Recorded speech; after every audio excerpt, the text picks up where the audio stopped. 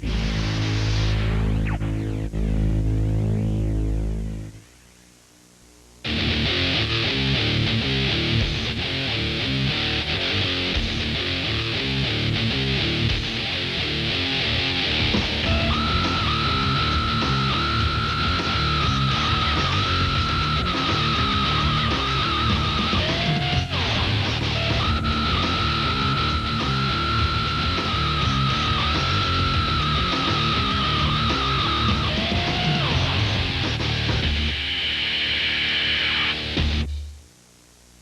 In this segment, we're going to cover some special tactics that come specifically from my wrestling background and Greco-Roman technique.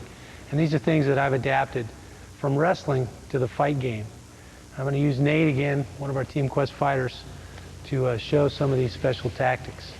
And one of the first things you'll notice if you've ever worked out with a wrestler, and a lot of martial artists that train with wrestlers for the first time, they come back the next day and they're like, my God, my neck, what did I do? And you'll find a lot of wrestlers like to work the head. And the way we work the head is a little bit different than, say, a Thai fighter who wants to establish a good double collar tie so he can land knees and control there. We tend to use not only our dominant positions that we've covered in other segments from the underhook or double underhook, but we use a collar tie a lot, a single collar tie. And in using that single collar tie in combination with an underhook, you can set up a lot of things and be very controlling and very dominating and put a lot of pressure on your opponent. And if you've ever pummeled and done some of this fighting from the clinch range, it takes a lot of gas, it takes a lot of conditioning. And once you train that way on a regular basis, then you can use that intensity, that in-your-face kind of style of fighting, and use that conditioning as a tool against your opponent as well. So once you get in his face, you stay in his face. You don't give him a chance to breathe. You don't give him a chance to pause and think about what's going on. He's constantly on the defense. And so that's a very nice tactic to have in your arsenal. Now, using that collar tie, I don't want to just stand in front of my opponent and hold his head. Again, you see this in wrestling sometimes because both guys are using the collar tie and, in my opinion, using it ineffectively. What I want to do is off this collar tie, I want to create angles. If I stand in front, he can collar tie me, he can do the same thing, and we get into this changing inside ties or collar ties, and neither one of us is very effective. But if I use a little forward pressure, bring my elbow down and in and put it in the chest of my opponent, pull his head forward a little bit so that he's hunched over, and I create an angle as I move my hip towards his hip. Okay, now I'm not standing in front of him. I've moved away from his free hand. I'm blocking his near hand. I can be kneeing or punching or elbowing. And what I want to do is I want to keep him off balance sides.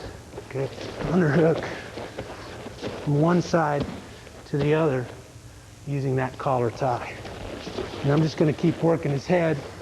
And the more he resists and the more he tries to stand up, the more tension and the more difficult it is and the more tired he starts to get. So I want to transfer by moving my feet from one side to the other. Okay, so I become a little more unpredictable. I'm not just straight ahead out here in front in a more traditional tie collar. I'm moving, changing that angle from side to side. Okay, now when you start adding strikes and attacks to that position, it becomes pretty devastating. So once I establish my clinch and I work to that collar tie and I establish that angle, now I'm in a position to start throwing uppercuts or hooks or elbows. Okay, and again, it's pretty simple. I'm uppercutting from this position. I've got his head tucked in. I want to use my power, my hips. I don't want to just sit here and arm punch, although they may hurt and they may be irritating. You're going to do a lot more damage if you keep the punch short and choppy and you use it, throw it from your hip. So you bend your knees a little and you come into it with your power, the power of your hips. Now he's not just going to stand here and take it. He's probably going to cover and start to try and protect himself from that uppercut. Okay, as he does that, then maybe I want to change to that hook. And then in combination, as he alternates, I alternate and go from one to the other. And I may get 2 or 3 or 4 punches off from one side. And as he starts to cover and come around and square up to tie me up, that's when I'll decide and change and move to that other side. So basically I'm going to go boom, boom, boom, and then shift to the other side as he starts to adjust. Okay, and I'm just going to keep going back and forth, throwing those uppercuts and those hooks from that position. Now, if you've ever punched a lot, and a lot of times after a lot of my fights, my hands will swell up from hitting so much. And sometimes a more effective thing, especially from this close clinch range, is to use your elbow instead of your hand. Number one, you don't take the risk of breaking your hands. Number two, your elbow is very hard, very pointed, probably going to do a lot more damage, either cut or hurt your opponent a lot more from an elbow. And you can use several different elbows from this collar tie. A straight cross elbow where I'm coming almost like throwing that hook, only instead of hitting him with my hand, I'm turning my thumb down. By turning my thumb down, it brings the point of my elbow out. Instead of here where I'm using the forearm, I want to hit with that nice sharp point. So I turn my thumb down towards my hips, and I rotate that elbow right over. Boom. I can also, just like throwing my uppercut, I can throw an up elbow and skip that hard point of my elbow off of his face from this position as well. So you can, in concert, throw hooks and uppercuts with your fists, or elbows and up elbows with your hands. And if you change sides and change that angle of attack and keep your opponent off balance, it can be pretty effective and pretty devastating. You land a few, you score a few, and the guy starts to square up and starts to get out or away or come into you. You want to go right back to that dominant position. Establish that underhook. Control. Back to control, move him around, and I shift back out. Offensive again. And then right back in to my underhook. So short little bursts of intensity, score your points, land your blows, and then back to that position of control. You control the tempo of the fight.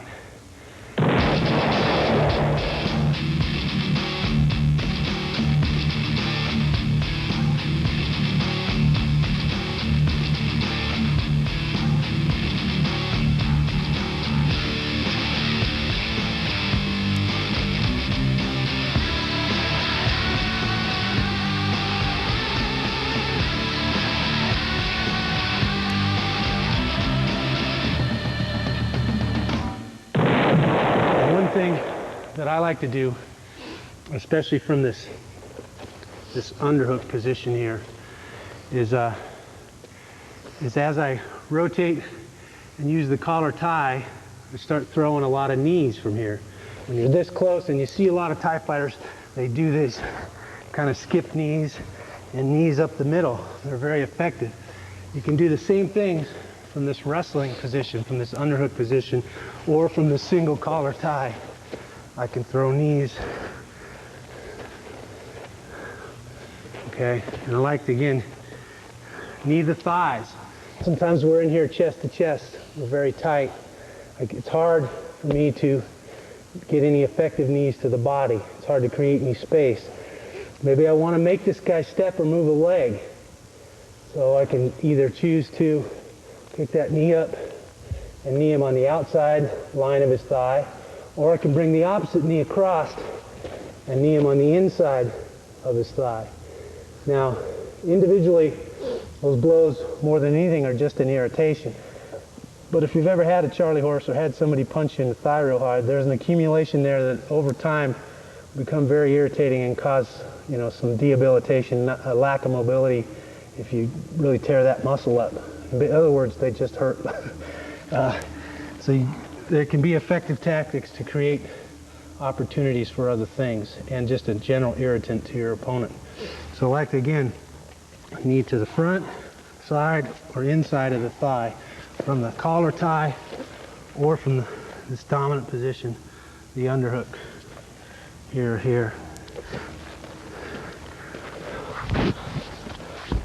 Doesn't matter where you're at here. I can feel where his legs are, and I can knee him in those thighs. And it kind of sucks. Okay, again, from the collar, I have access, especially if I have him trapped against a solid barrier here. I've got his head, got an arm, I can knee those thighs. Okay, and then you move up into the midsection. Same thing, I've got that dominant position, that underhook, that collar tie. I can knee into the short ribs. I can create space with my hips and bring that knee straight up into the middle to the breadbasket of solar plexus. Okay, and those are, again, very effective knees. The more tight we get, the more crowded we are here, chest to chest, the more difficult it becomes to really land effective knees. But again, you're scoring points, you're keeping your opponent off balance, and you're making him work. And that's important.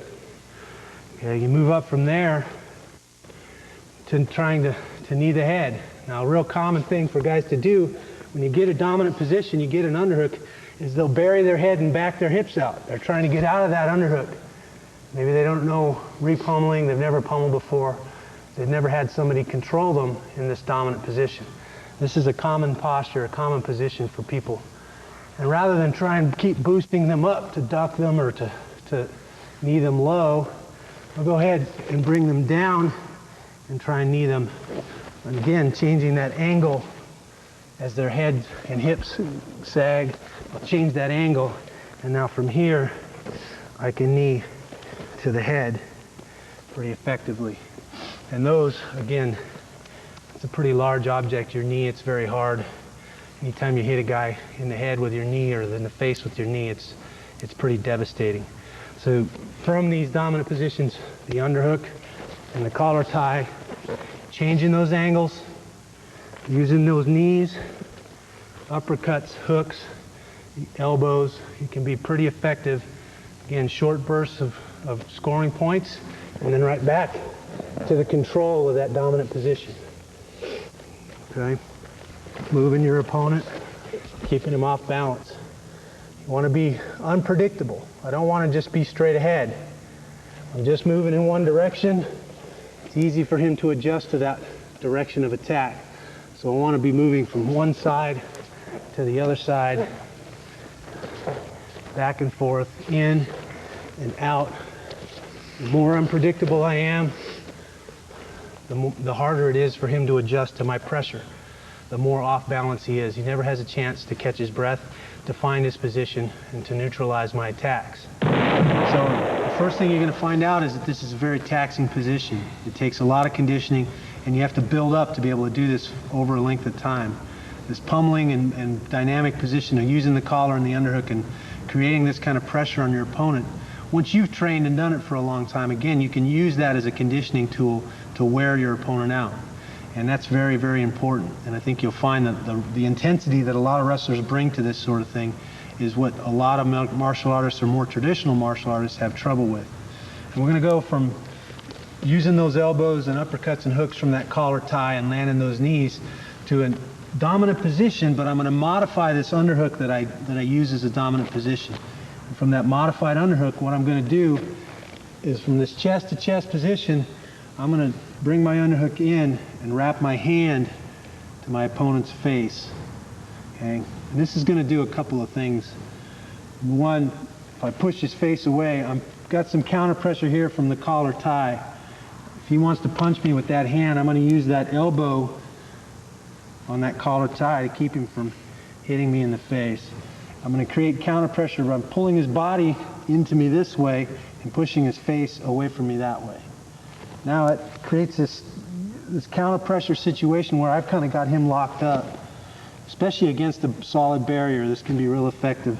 And now from here I can land a lot of knees. Okay, I can do a lot of things with my legs and knees to really irritate him and hurt him. And what I like to do from here is I like to cover his nose and mouth. Make it difficult for him to breathe. Again, make it hard for him. And in doing that, especially if we're tied up here, he's got the same position I do. So if you grab your underhook, Nate, and lock your hands, we end up in this clinch position. We're kind of neutralizing each other. We're stuck here. I can knee, I can I can knee his thighs and knee his body from here. What I want to do is I want to modify my underhook. I'm going to take my underhook hand and I'm just going to wrap it to his face here and make it more difficult for him to breathe. Now if he's got his hands locked, he's locking me in, it's hard for me to get out. As soon as it gets difficult for him to breathe, he's going to unlock his hands to peel that hand off his face. That's what I'm waiting for right there. All I'm going to do now is I'm going to bump this, shrug and bump this arm over my head. Okay.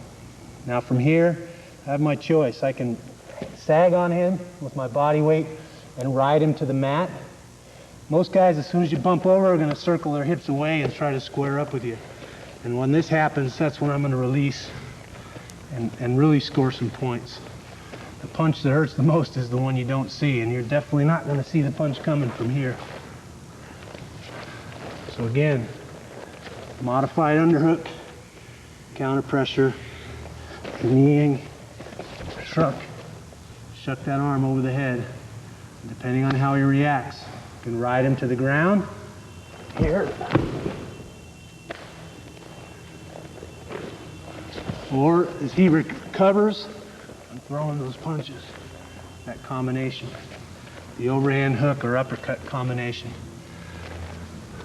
So this modified underhook can be a pretty effective tool.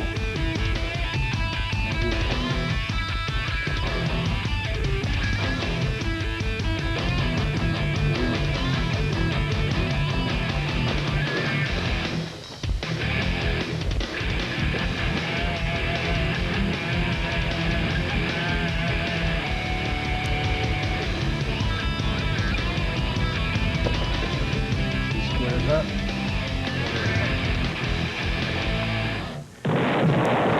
Another situation that I like to use from this clinch tie-up position is an off balance.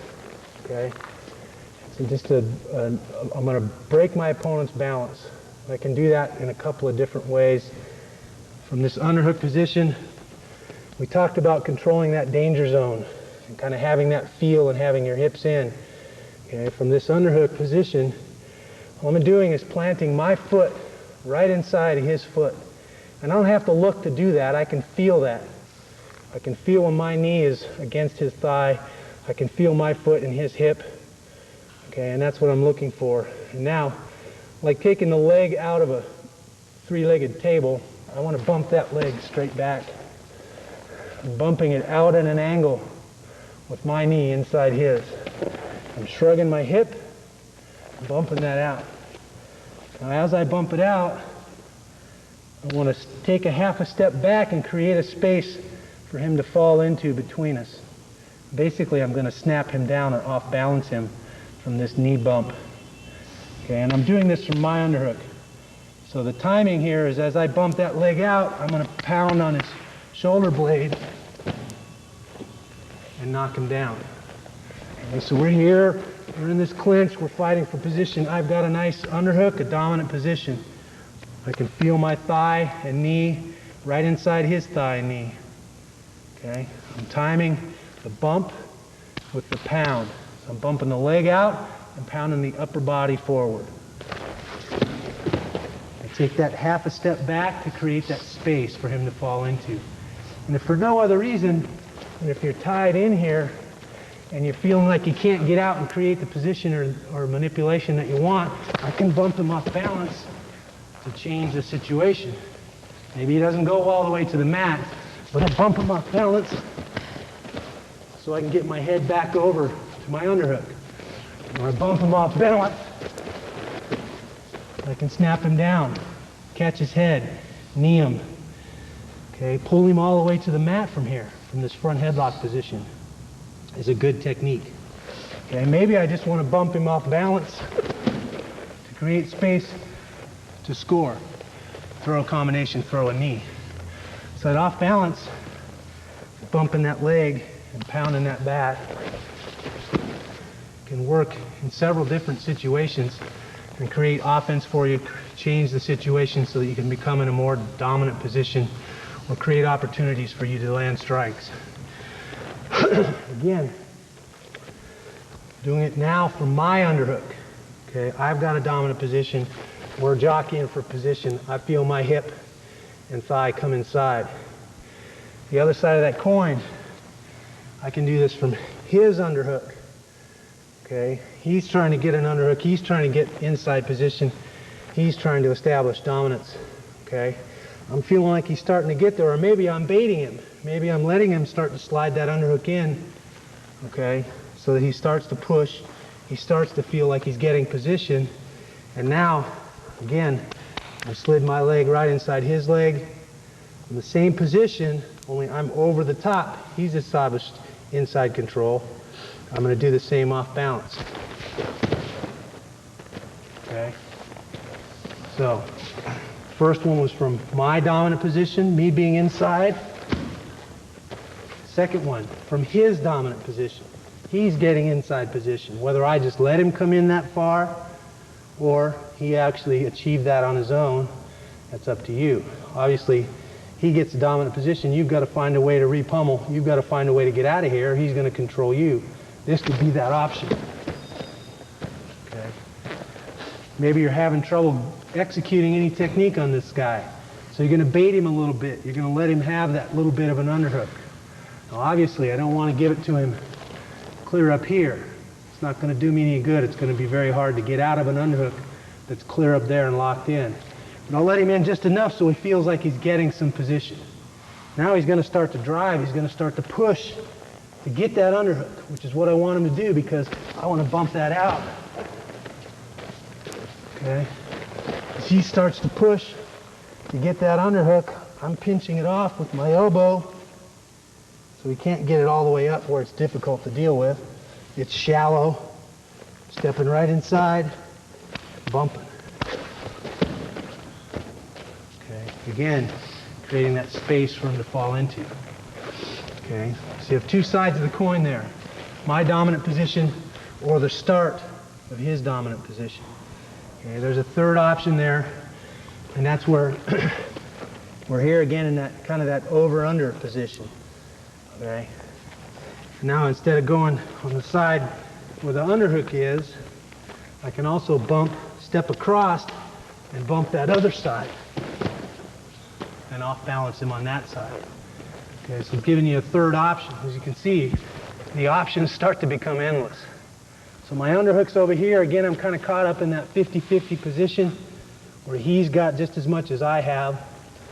Okay. I can move my head to my underhook side. Now that the bump that we just covered on the point of control, the underhook side works. Well, if I can't get over there, I can step in, okay, and bump on that opposite side. So I'm bumping the cross knee. Okay, again, change the position. Create an opportunity. Off balance your opponent. Keep him guessing as to what's going to happen here. Front headlock, knee, front headlock, pull him to the mat. Just off balance him so you can create an opportunity to strike. Those off balances are very effective to keep your opponent guessing, especially if he's giving you energy. He's pushing, it becomes a lot easier to off balance him. Okay, you're meeting his pressure and then you're bumping it out and releasing it.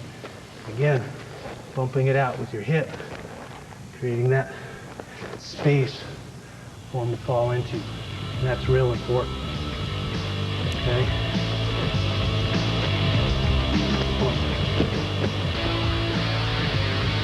On the opposite side.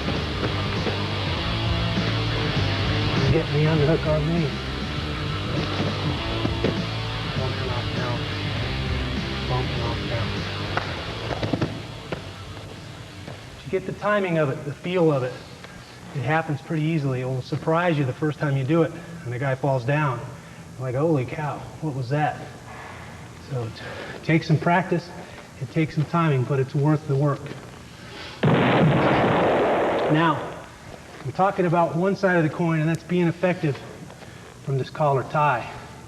And we deal with a lot of tie fighters, guys who like this double collar tie, which if you get locked in here, can be effective in can be hard to get out of. There's a couple of little tricks that we use in Greco to counter this collar tie. And you're going to see a lot of guys collar tie, and kind of the tie counters are just to kind of come up inside, and again you get into that battle for inside position here. Neither guy is really being effective or establishing a good dominant position.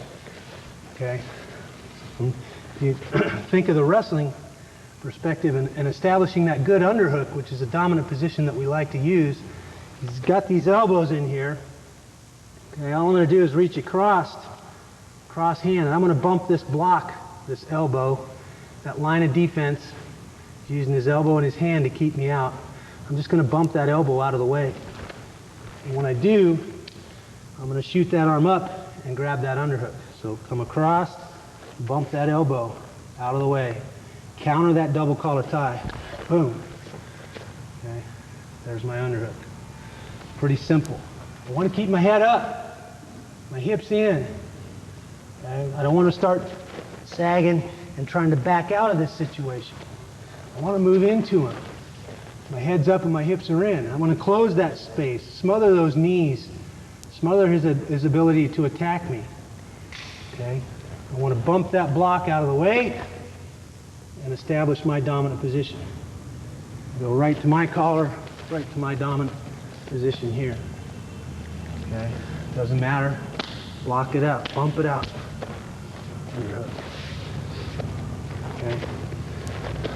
The wrong thing to do is to back up, take your hips away. You create space for those attacks. You want to crowd him, head up, turtle your neck. With turtling your neck, I mean you shorten your neck.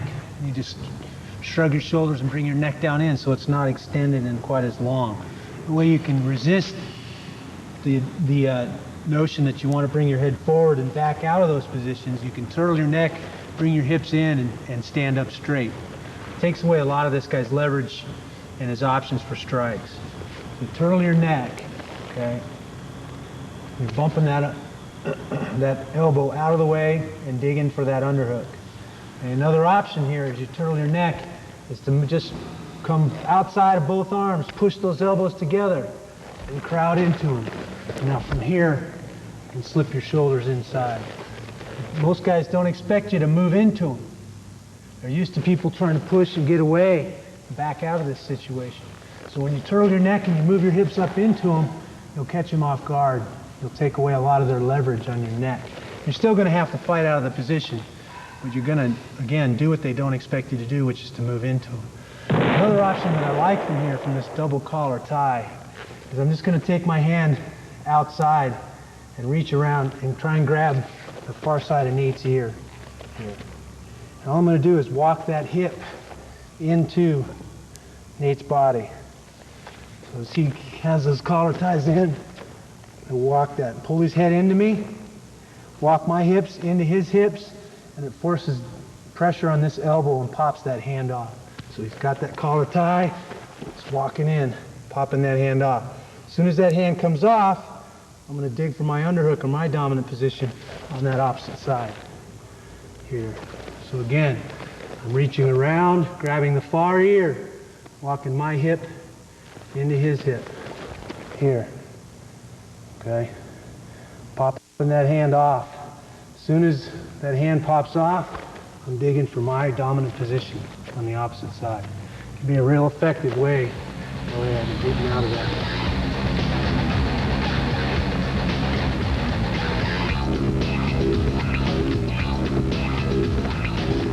Popping off that collar tie. Again, hips in, head up. Now, kind of a special tactic that I've been using a lot lately on the ground as well as on the feet, especially when you have a guy trapped, you're in this clinch position, and that's to use a good shoulder punch. And it's kind of an old dirty boxing technique in that his head is resting on my arm here. I'm just going to bring my shoulder back and forward and hit him in the face with the front of my shoulder. It's a nice hard bone there on the top of your shoulder. I'm going to try and bring that. And I don't want to come down and up this way because he's holding on to me. It's hard for me to come down. I have to come back I bring my hips into him and then bring my shoulder forward. You can do the same thing when you have a guy trapped on the ground, but it's also effective. Again, little things you can do to change the position, to make this guy react to you, to irritate him, to frustrate him, to make him work. And the shoulder punch is another way you can do that. Again, I'm stuck here, in the dominant position, he's trying to tie me up. Okay, I'm just going to shoulder punch him, hit him in the face with that shoulder until he adjusts or moves. Okay, it can be pretty effective. I'm using that a lot lately. So there's a lot of positions here from this dominant underhook and this collar tie. Opportunities for you to score. Land good uppercuts, hooks, elbows, knock your opponent down, keep him off balance, and generally just get in his face and make him work. Use your conditioning as a tool.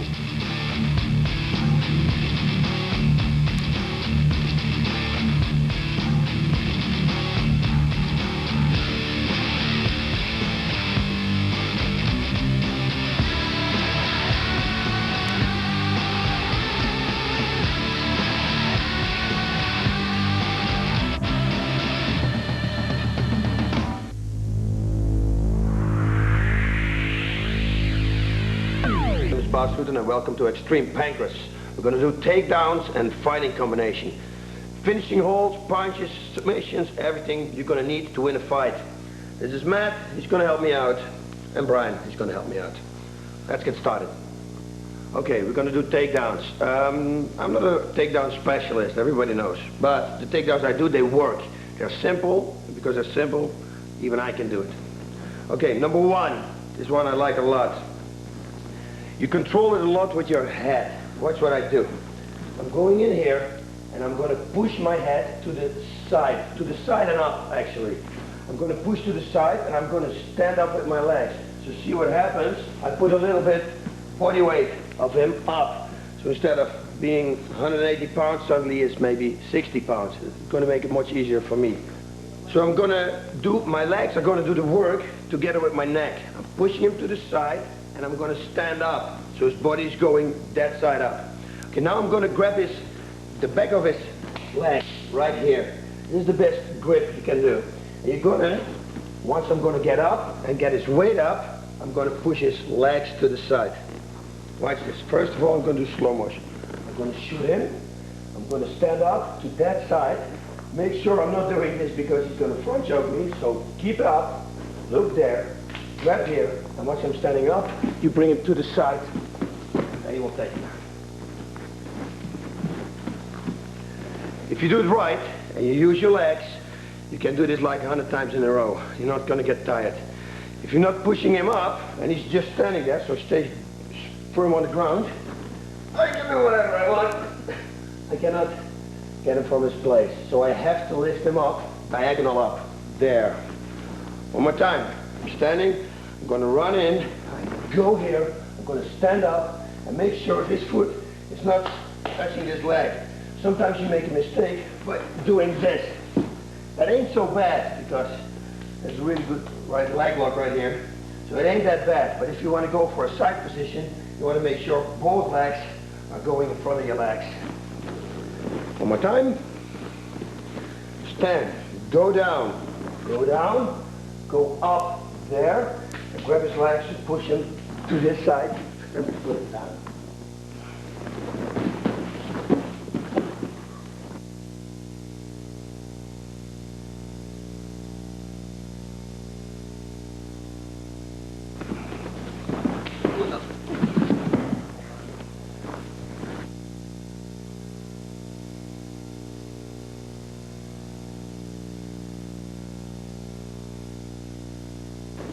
The number two takedown, again, real easy one. This is like when you're on this distance. I'm going to hold his elbow. You don't have to lift it because it's not going to work properly. He holds it down. But I'm just going to hold it so you're not going to cut yourself by accident on his elbow. I'm just going to pass and go climb on the back. This is what I'm doing. One, slide in here, grip tight. I'm going to stretch this leg and I'm just going to rotate to the right. Real easy. Body weight is doing the work. I'm not doing anything. I just let myself drop and I twist to the right. One more time. He's standing. You go one, grip. Don't Don't lose that grip. That's really important. Twist your hip, and you're just tripping. Let it trip over your right leg. That's stretched. 1, 2. Climb on the side. One more time. Just watch the elbows. Nothing's going to happen, but you never know. You don't want to lose a fight because you get cut or something. You know, that's the bad way to lose. Especially when you're winning the fight. Go. Get under. Grab. Stretch your right leg. And just twist your body. Twist and go. Right, climb on top of it, of course. Never be in this position. Always sprawl out, legs out, so you're in control.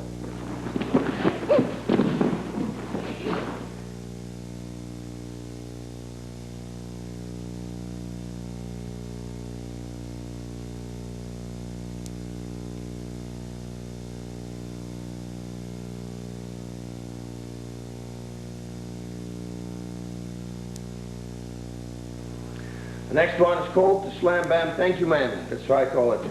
At least a good one. Watch this. We all did this trick. I used to do it with the teachers at school.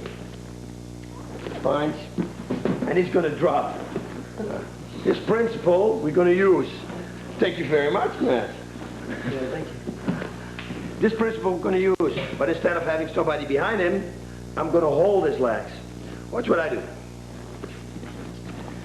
I'm going forward. I'm going to step forward. I step with my right leg next to his left leg, next to it. I'm going to pass him. I'm going to put my hand on my head on his stomach, like this. And instead of having somebody here, I just hold here. My hands are not going to move. They stay in the same position. The only thing what I do is to drop my body. Normally I will run this in, and then the speed and body weight will do the trick. But now, you see in slow-mo, I only go to the side. Go to the side and climb on the side of him. Step next to him. Put your hand on his belly. Hold his legs. Just keep him in the same position. You don't have to pull, don't do anything. And just drop down.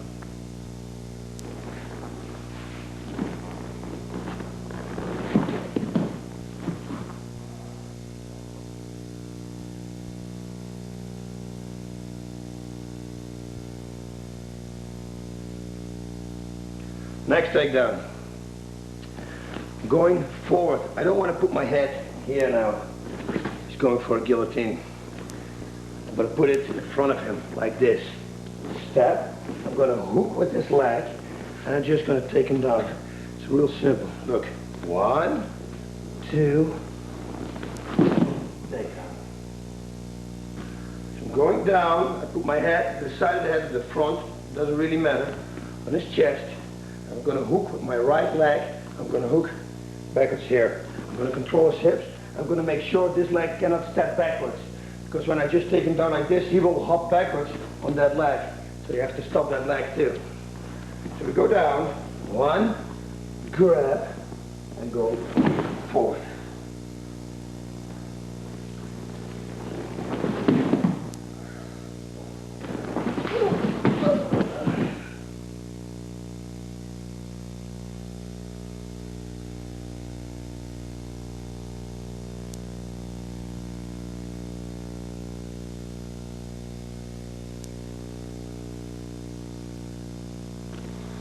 Now, if you don't have years of experiences for takedowns, like wrestlers, college wrestlers, it's better to set it up with punching.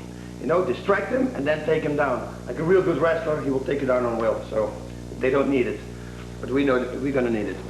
Best thing to do is to punch. I always think like a left, right, left. Straight punch is the most easy thing to do because it brings you in a perfect position. Boom, boom, boom, and then you're going to take him down.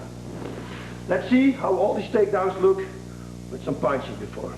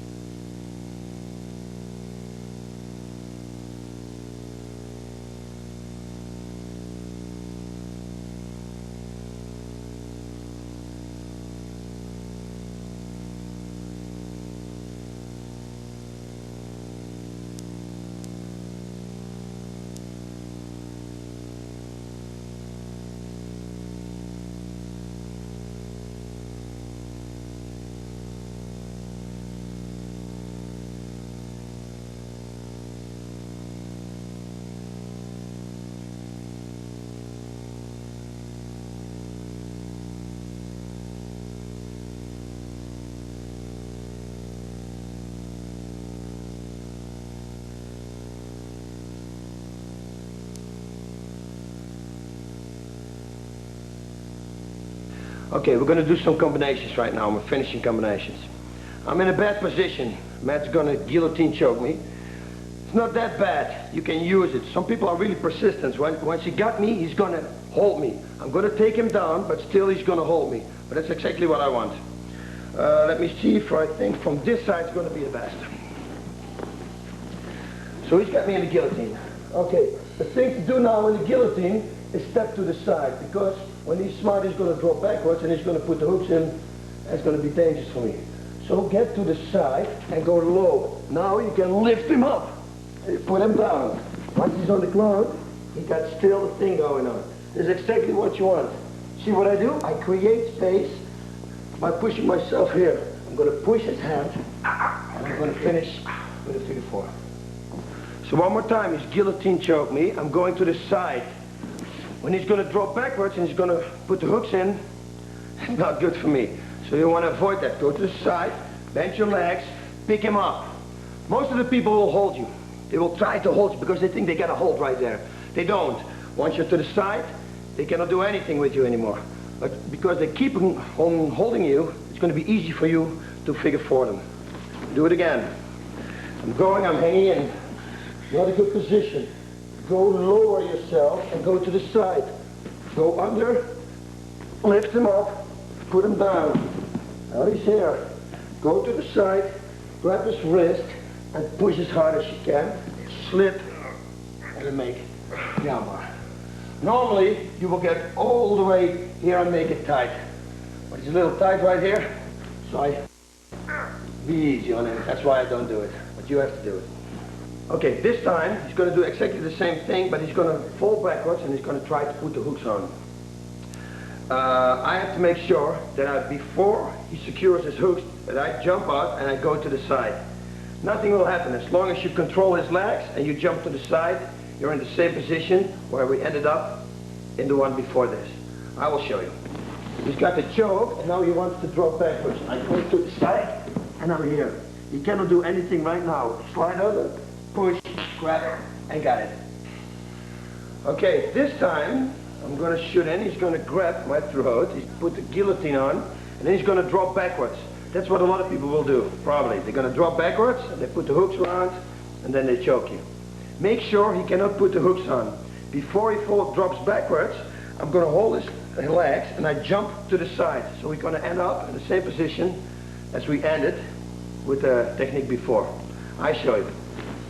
He's got this. He wants to roll backwards. I'm going to the side. Once I'm to the side, I'm going to do the same thing. One grab, and I'm going to finish it. So here we go again. He's got it.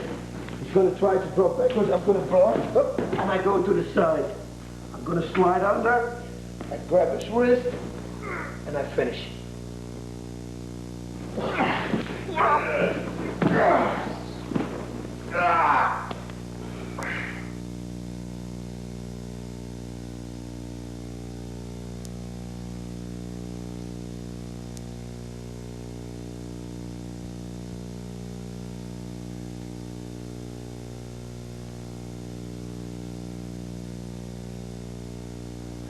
You remember the escape from the armbar?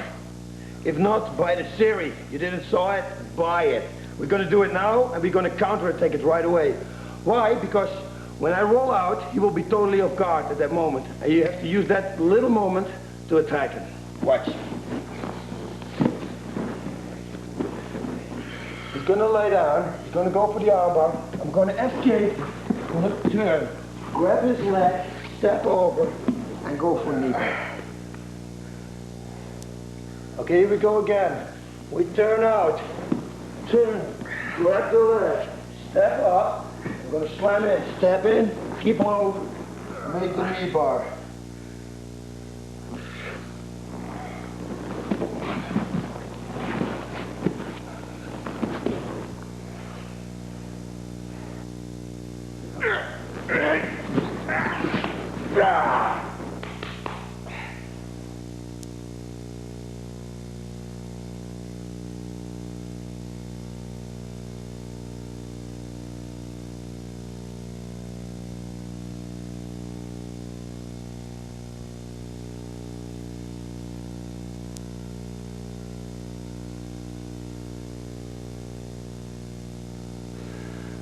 So this one is the same thing, it's the same attack.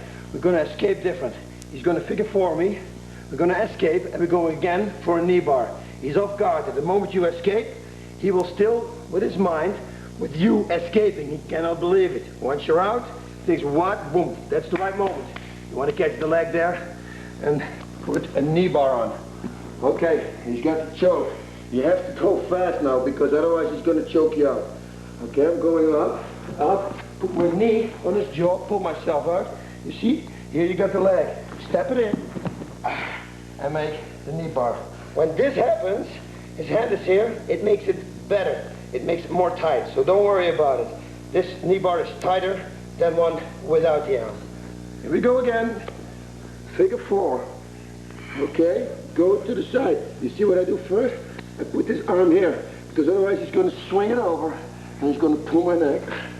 And I'm going to tap, so I'm going to make sure he cannot do it by this. Holding there. Watch out over an arm bar, straight arm bar. So you want to do this. You see? You have this elbow bent, you have your arm bent. Now nothing can happen. See, it's pretty tight like this. And I have to move. You don't want to stick here. You want to get out.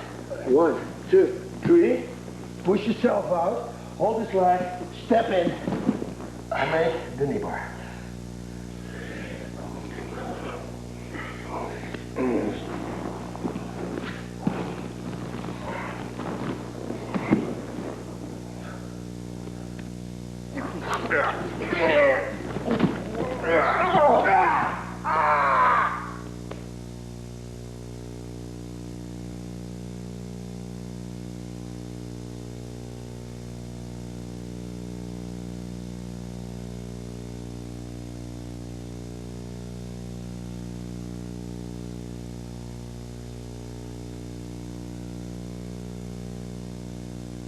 Okay, a nice combination is this too. You remember the neck crank? We had on the neck crank and choke straight.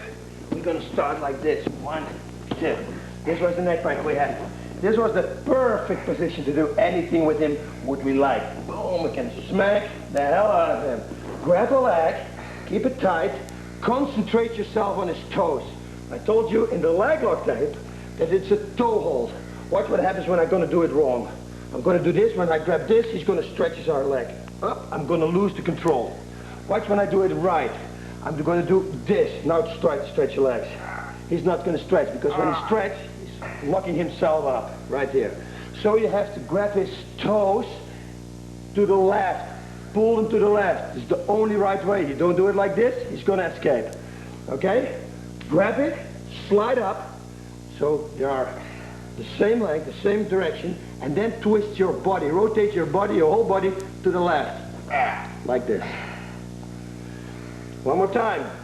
We're sitting in this position. We saw this position from the neck crank tape. First you can distract him a little bit. You can elbow him, whatever you want. You grab here. Now you're going to concentrate. You're going to visualize what you're going to do. So everything is going to go smooth when you do it. I look, I go in one time. Up, pull it down. Slide it up, twist.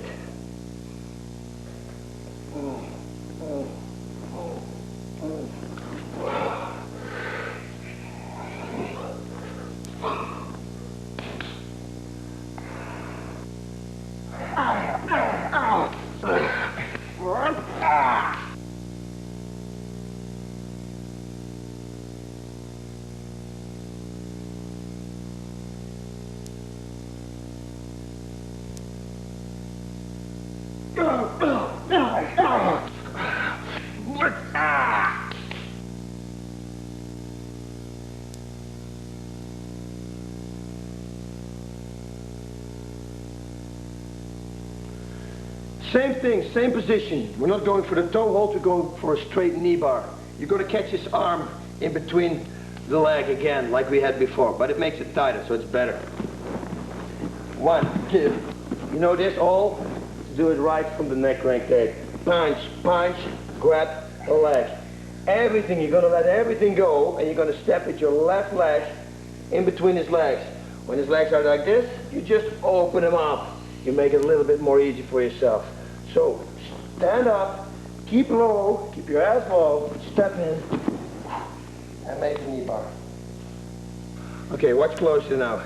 I do the neck crank. You have to understand that total, to the whole time that I'm busy here, the neck crank is on. When he's a little tired, he probably will tap already. You know, because it's very difficult for him to breathe like this.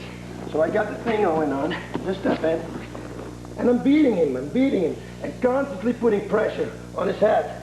So it takes his mind off of his leg. That's why you can grab his leg.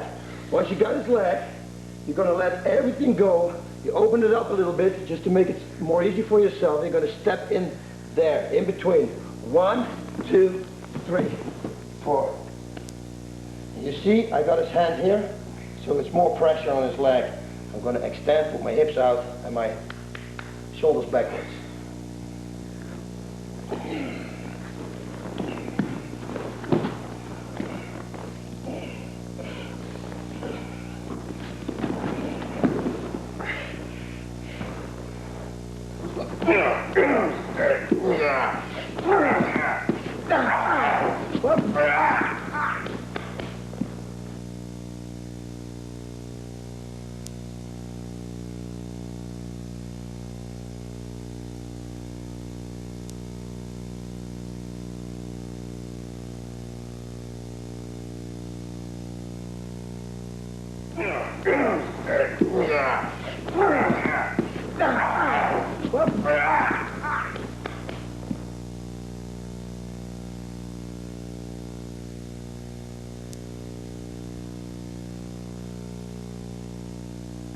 Remember the takedown we had, takedown number 4 from the same tape.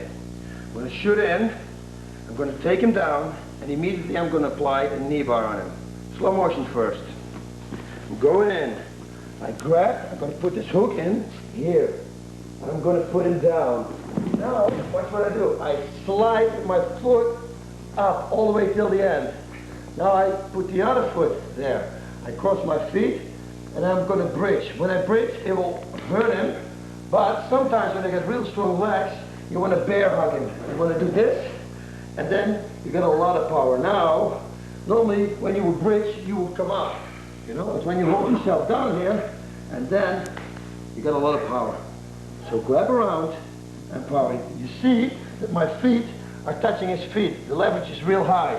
When my feet would be here, and my knee would be here, I don't have any power. I want to be all the way like here. It's the same as an armbar. When I have an armbar, I pull somebody here, or I pull him here. You know, this is going to work. Here, there's no way you're going to stretch the arm. Same thing right here. Here we go again. We need total control constantly. So you take him down, you slide all the way to the bottom, here to his heel. You make sure that your crotch is here, just above his knee, not on, just above it. Again, same as an armbar. You don't want to have here the thing, you want to have it here, the crotch. Yeah? Same with this. That's right, it's a knee bar, arm bar, it's the same technique. I'm going. 1. Grab, put the hook in, take him down, slide. Now I got it. I want to make it more time. Go under him, bear hug him, and extend.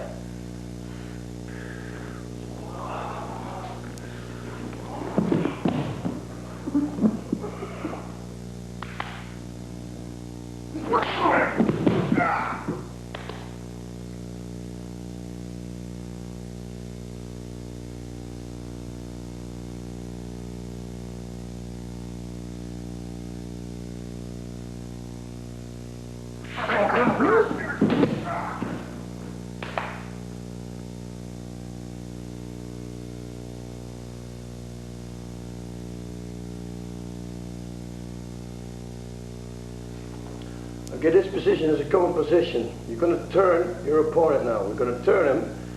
And most of the people, they keep on holding your head real tight because he's got it now right tight, and he's going to keep it tight. Okay, this is what you do. Climb onto him, and we're going to turn him over. 1. He's holding me. Watch what I do. I cross face him. Because when I cross face him this side, he cannot turn this side. That's what you want to do. 1, 2. Step over, and make an armbar. Okay, so in this position, make sure he's not going to catch your arm like that. You keep it around, or hook it already. That's always the safest thing to do. Okay, I'm going to climb up to him like this, all the way here. And I'm going to bridge there. Up. He's going to turn. I'm going to cross face. 1, 2, and I'm going to put my foot in the place where the hand is. 1, 2, 3. I don't have to throw this leg over like I did before, but you can. No problem. But it's also right to do it like this. This is very common. This is like when you train every day, once a week, at least once a week, you're going to do this lock on somebody. There's always somebody doing this. Okay, when you really want to know how to turn and bring him over, you have to go to the turntable, you know, turns and improving for your positions. Let's go. 1, 2, 3.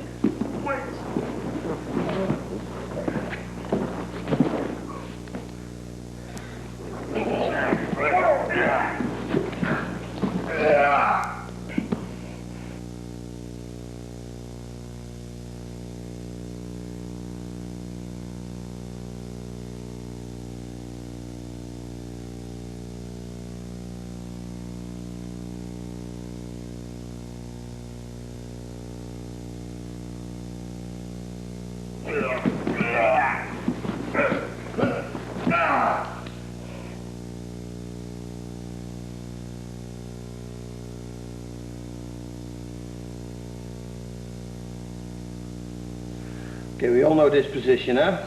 We're sitting here, and he's holding his hands, okay. Now, if you just don't want to break this thing, like the way I told you, or like a couple of ways to do it, you can also go for a knee bar. It's just a funny thing to know.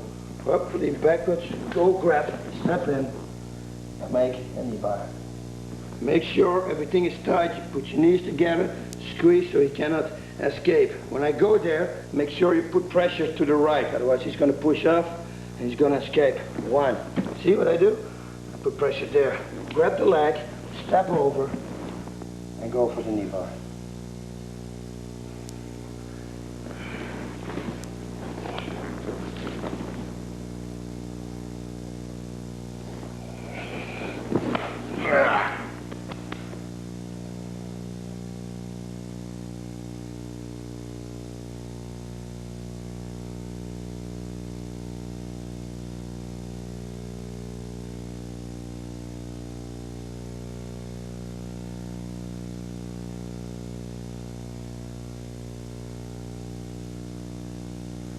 I'm going to take Matt down again. Once he's on the ground, I'm going to react.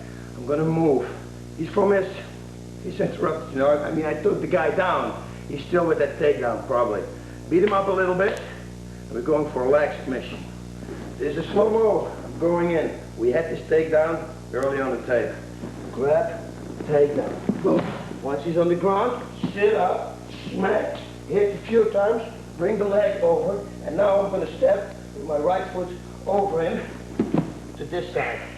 I'm going to do or this leg lock, and when that's not going to work, because sometimes they don't feel it, you're going to slide over and you're going to make your heel hold. You press your feet together. Yeah, all the details you can learn on the leg lock tape. Press your feet together and go for the heel hold. One more time, takedown. Takedown number 4, in case you didn't know. Step in, grab, move, go to this position. Grab the leg, slide up, and lean forward. Put all your weight forward. It's real important here. Hit him a few times because you distract him this way. Then you're going to bridge. I'm going to lean backwards, but you see my power is still on his leg. When I would do this, he's going to stretch, whoop, and I'm going to lose my balance. You don't want to have that. You want to sit here. I'm going to put pressure. Get on him, bring it to the side. Control it. You can still hit him a few times. Bring your leg over, press your knees together, put your feet together, and twist. And otherwise, go for this one.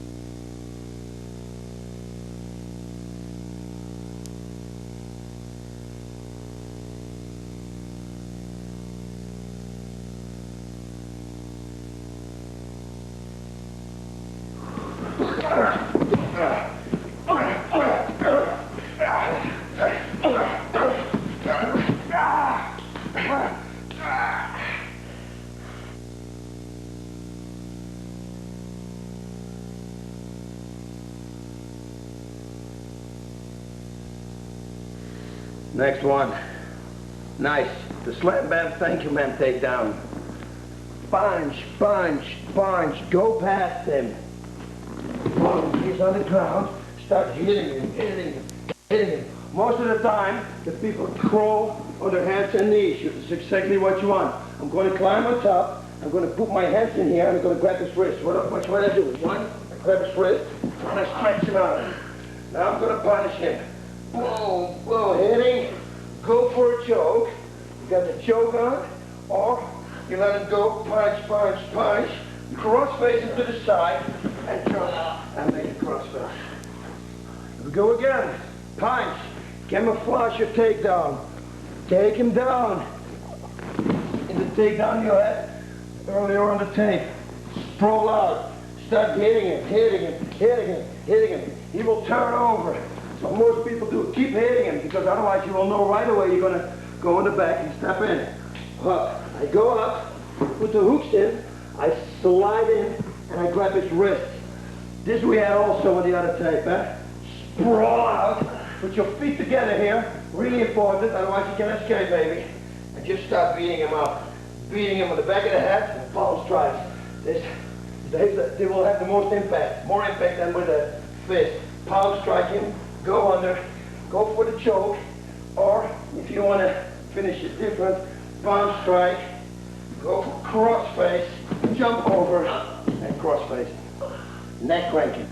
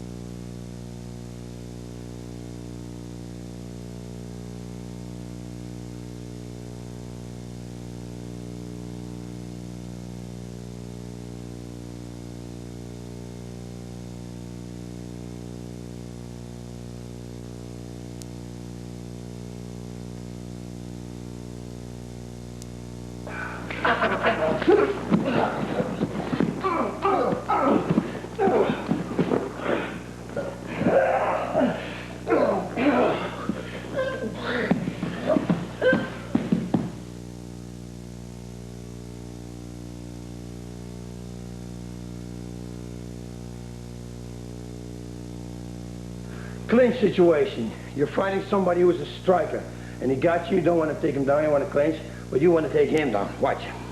He gets me by the neck, and he's kneeing me. You block the knees. This is the most easy way to block a knee. Make it close, so he cannot develop any speed.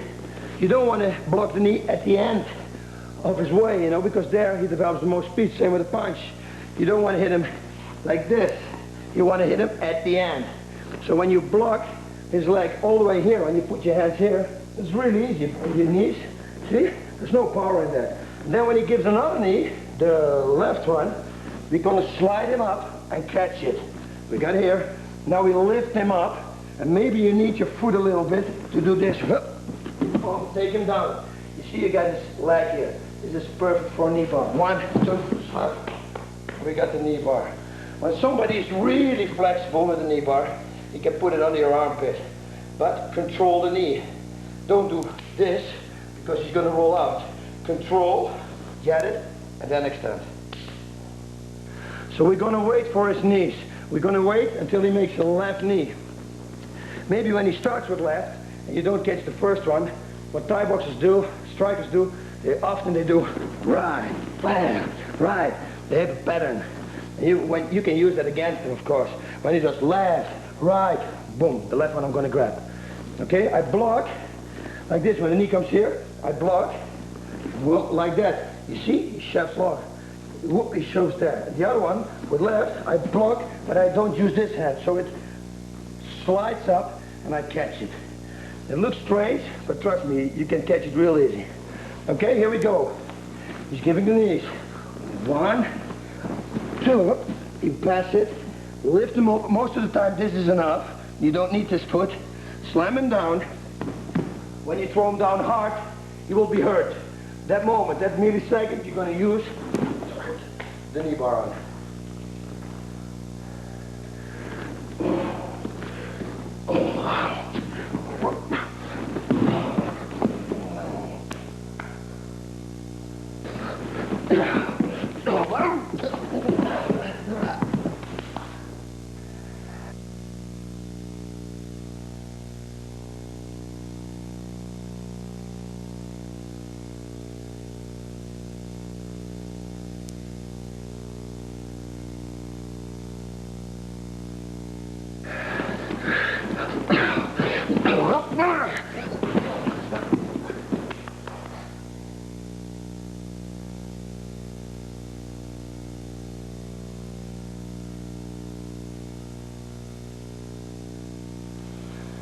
This one we got under choke tape, this position. Okay, we're controlling him by holding his arms right here and pushing this down hard in his thighs so he can't turn. I'm going to catch this arm, watch. Push, I catch it. I hit him, hit him, hit him. Now I'm going to cross face him and I'm going to post. 1, 2, and I go for an armbar. Okay, we got the control here. Good control. I'm going to catch the arm. 1, 2. Hit, hit, hit. You want to distract him. The back of the head, where he doesn't see the punch, it's going to hurt him. He's going to be dizzy. That's the moment where you want to have. And look what I got here. 1, I hit. I got this arm. Step to the side, cross face, go over, and make an arm bar.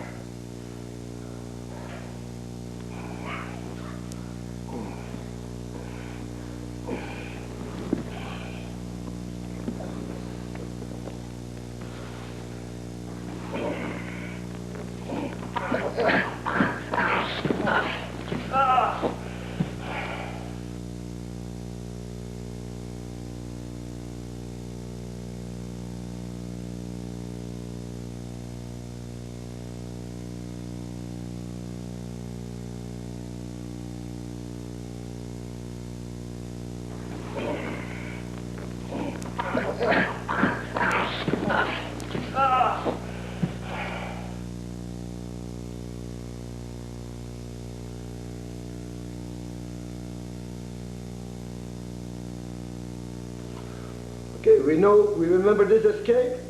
Go under, put your hand here, and then you're going to pull yourself out. Stretch your legs, push his body, pull yourself out, turn, go for the neck crank, punch him a few times, twist him over, and go for the total neck crank. So here we go again. Watch what I do with this hand. If I'm going to do it like this, he feels I'm going to put my hand on it. He knows I'm going to escape. So make sure he's not feeling it. You can do that by turning on your side, and then make sure you don't touch anything, slide under. Once the arm is here, don't hold him, because again, then he knows something's going on. Simply hold it there in the middle. Use it at the moment you're going to escape. 1, 2, escape, climb on top, cross face, hit, hit, hit, create some space. We're going to neck crank him to this side.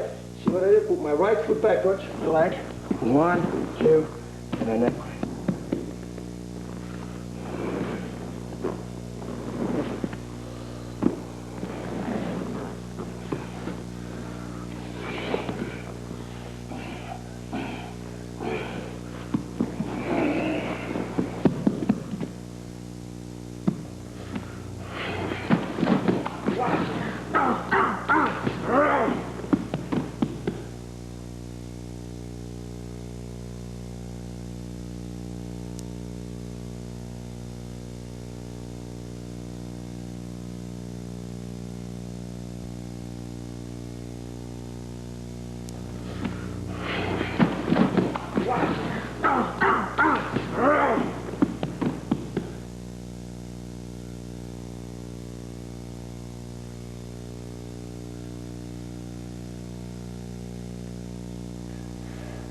Perfect setup for an armbar. Neck crank him.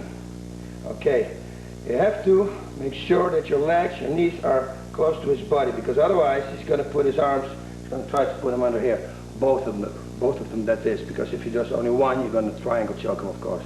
But if he's smart, he's going to put both arms in. You can do anything then. He can bridge you up, and you're going to lose the position. So make sure when you crawl up that his arms are here. See? This is it. Like this. I'm coming up, up. Once I'm here, I'm going to put my foot out, like that. Now I can grab his tricep and sit higher and do this. Trust me, you can be in this position. Now I can neck crank him, and he's going to tap. Or he's going to push me off. He's going to try. Probably he will push. This is what he's going to do. Okay, once you go there, 1, and now we're going to slam over, 2, and we go for an armbar. Combination neck crank armbar. Take your time with this. Don't rush it because you're going to lose the position if you do. Go here, grab his neck, climb up, make sure everything is tight. You see, hold the elbow, go forward. Hold his neck constantly, grab it up, and sit. Stretch. He's going to push you off. He's going to try to push me off. Or he's going to tap. This is exactly what you want. See? Grab in the middle. Now this hand is going down. This hand stays here. Watch what I do.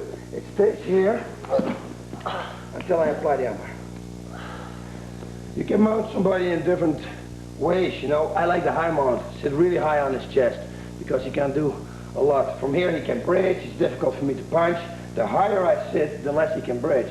Understand? Because his shoulders are here. There's no way that he can bridge this high. And at this point, he can. See, when I sit here, it's real easy. He can bridge whatever he wants. Nothing's going to happen. And I can punch, do whatever I like with him. Also, once he's here, I can grab, you know, and we start. 1, 2, take your time, slide in, take your time. Whoop. Okay, now we got this. Watch what I do. I keep my left hand here, contact with his head, twist, and then I slide over.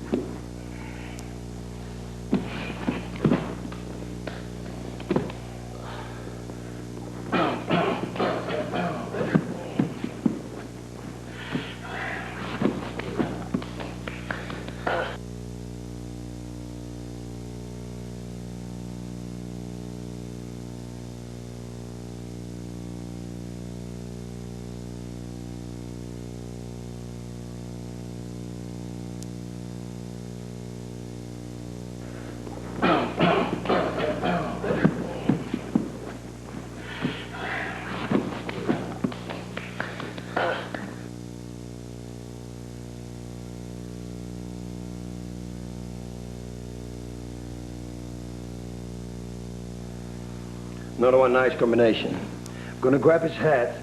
This is when you're busy with a striker. You want the knee, always want to knee the head, never knee the body. Because even when he's a striker, a knee to the body he can take. And once he takes it, he can grab your leg. And when you knee him to the head, he has to defend his head. There's no way he can take a knee to the head and then grab your leg. So it's really important. See, when I do this, he will take it to his body, take the whoop, and grab my leg. You see, and that's a bad position. You don't want to have that. At the other end, I make sure that my distance is pretty big, far away from him, and I got a good control. I'm pushing him down constantly, so even when he wants to shoot, I just drop, and my elbows holding his body. Now I start kneeing him in the head. He has to block the knees in the head. I distract him a little bit. Wham, wham. Now I'm going to push, I'm going to slide in, and lock my hands. Lock him tight. When you don't lock him tight, he will escape. You lock him like that, he will escape. This is the only way to do it. Now you can see he has no defense. So whenever you can knee him, whang, he cannot stop it. See, he can put his hand there, but he cannot really block it. Okay, watch what I do. Just put my right foot in front, left backwards, and I'm going to turn him to the left. Whoop, like this. I bring his body real close to the ground. You see, I don't want to have this, because when he's going to sit up now, I'm going to lose the control. Keep his body real low. My ass stays low, and I'm going to put my foot there. If I don't put my foot there, and he's going to bridge backwards now, bridge back, I will lose my control. I still got my hand, thank God, where I can bridge with, but you don't want to have that. You want to finish him. You finish him like this, and now I lean backwards. Pay attention. It's the small details, the little details that make the whole thing. Grab the head and lean backwards. You don't want to stand here. You know, he's going to take you down right away. Lean backwards and knee the head. I told you why. Knee to the head. Knee to the head. Even when he tries to shoot on me, I go low. You see, I'm still in control. Keep on kneeing the head so his mind is there.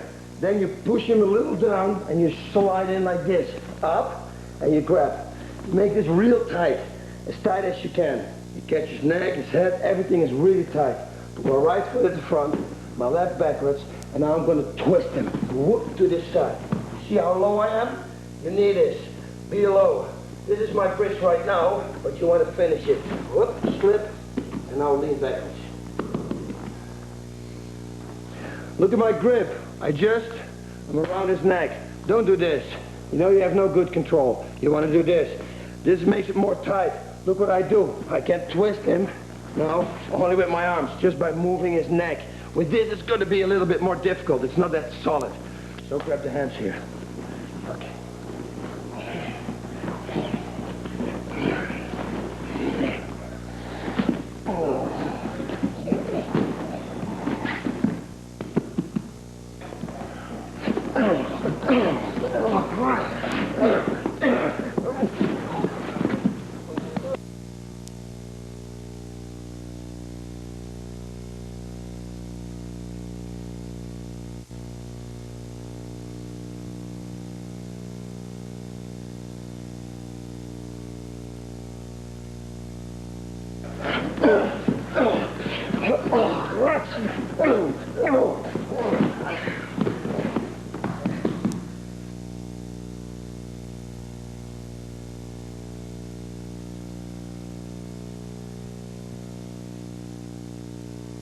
Here we go.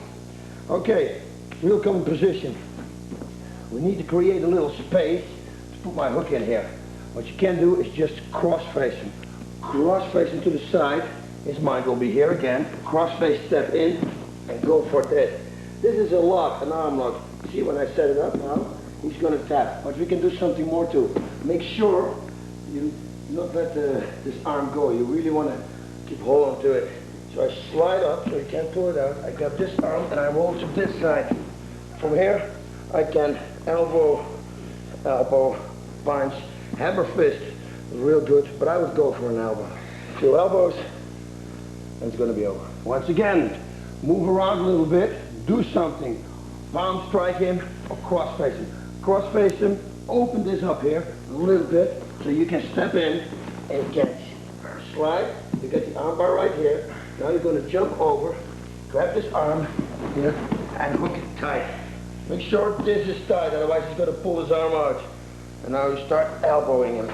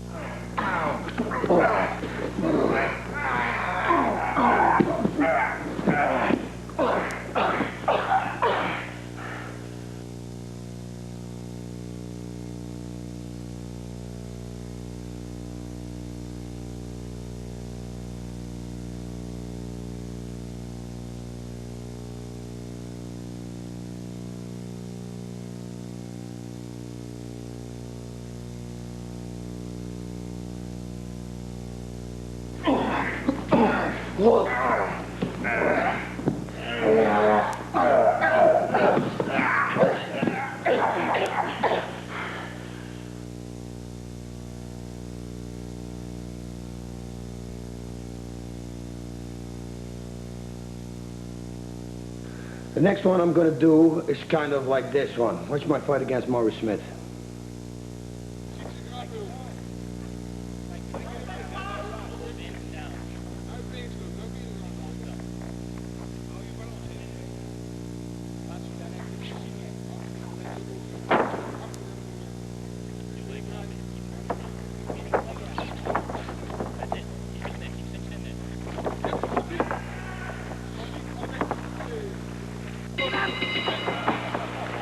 Shorta, battu, utse! So that's the principle. We're going to distract him up and we're going to attack low. So we'll make him think you're going for an arm or something. What you do is, it really doesn't matter. It doesn't even have to be a hold. As long as you start pushing his arm or grabbing his wrist, people already think you're going to do something with his arm. A good thing to do though is to try to bring his arm here. Because now he's going to think you're going to hammer lock him. And maybe you can finish him. When you want to finish him like this now, the best thing for you to do is to grab these legs and bridge. Watch what I'm going to do. I'm going to pin his hip down. Slide. I'm going to pin his hip down all the way at bridge. And then I'll make the lock. It's only variation. It's not what we're going to do right now, but I just wanted to tell you guys. Because that's the way I am. The explaining guy. So anyway, I'm sitting here. He thinks something's going on with his arm. And now you're going to move fast. One, slide, and go for the knee bar. Okay, we're going to distract him with an arm bar. I would do that because when somebody's in this position and he's got his leg here, I know he's probably going for a leg, especially when I start hitting him. This is like a total setup. When you move forward, you replace your balance, you put your balance forward. You make yourself difficult to go for a leg lock. This is what I mean. When I do this, he will think, oh, he's going for an arm. All my weight is here. This is for me perfect to go for a knee bar. This is not that perfect. I can still do it, but he thinks I'm not. He thinks probably I'm going for his arm now.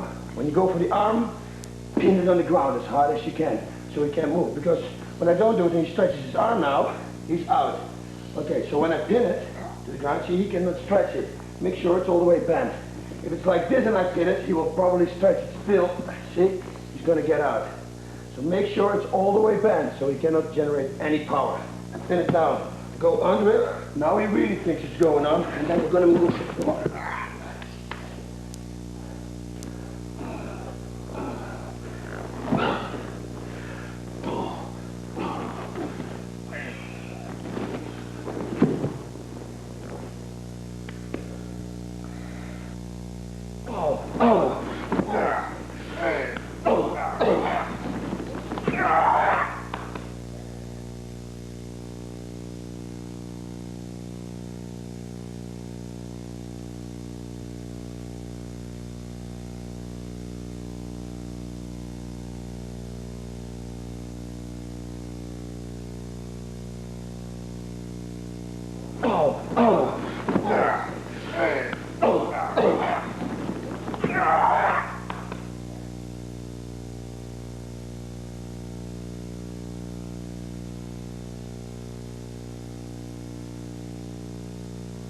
Another nice setup. This I use in training a lot. It's real fun. And it really works. You can distract somebody real bad.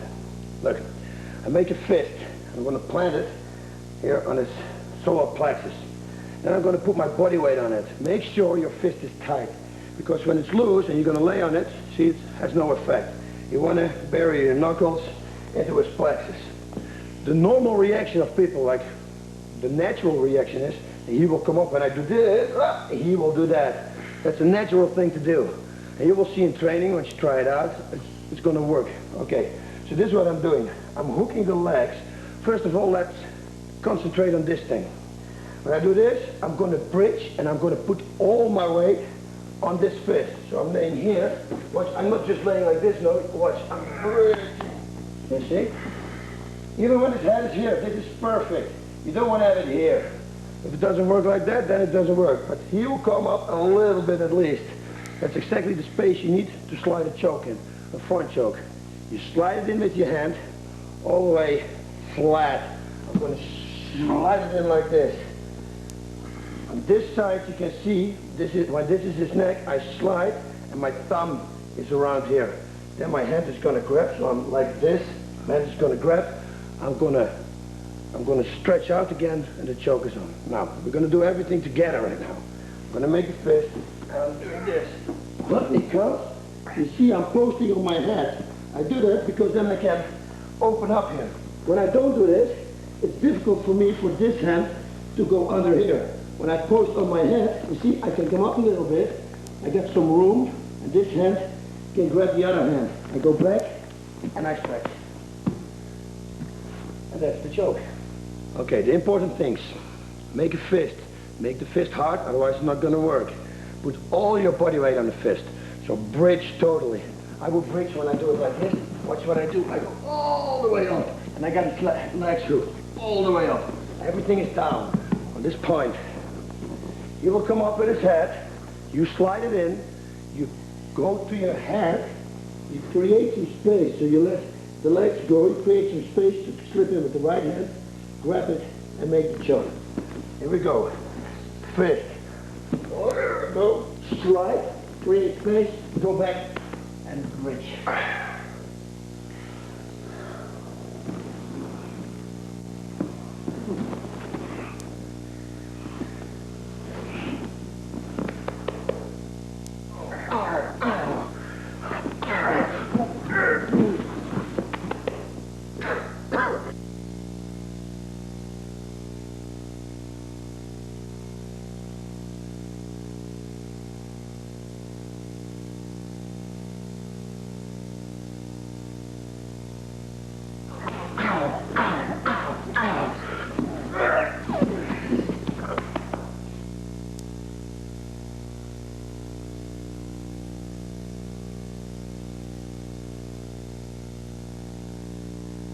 Okay, what we go for here is an armbar.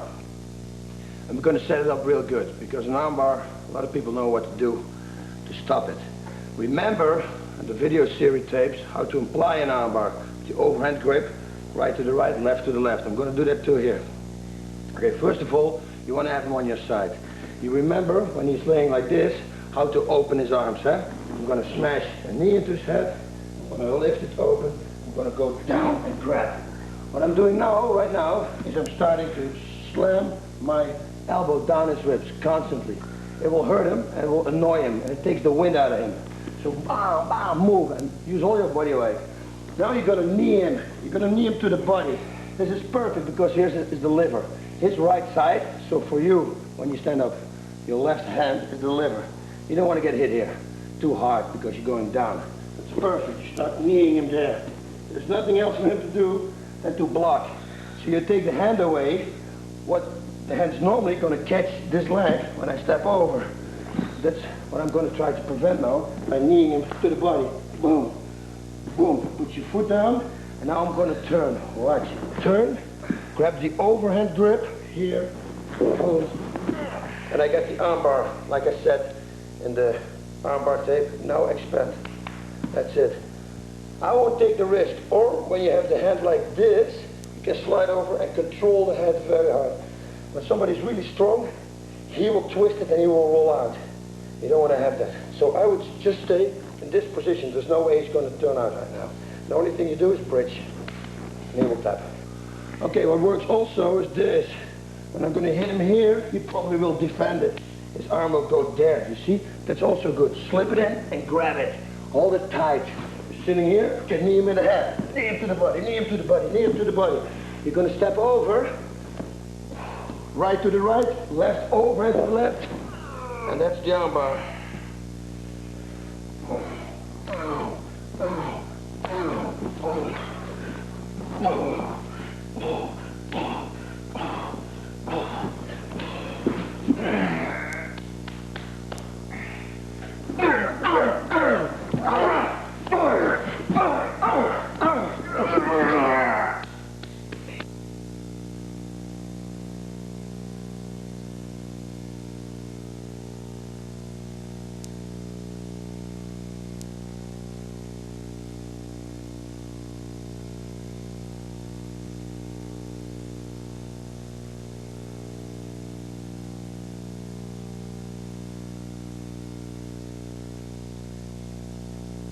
That's it. I hope you like the combinations.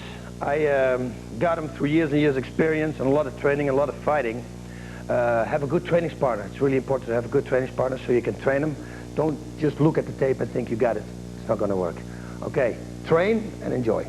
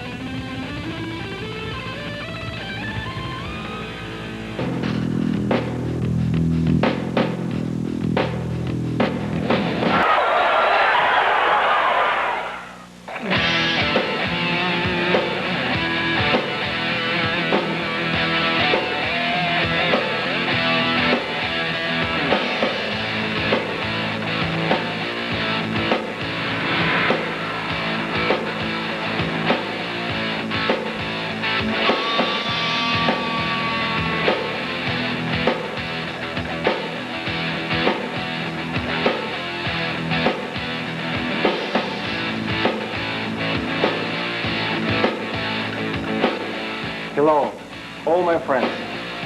I'm Oleg Tatarov, the Russian Bear Ultimate Fighting Championship champion.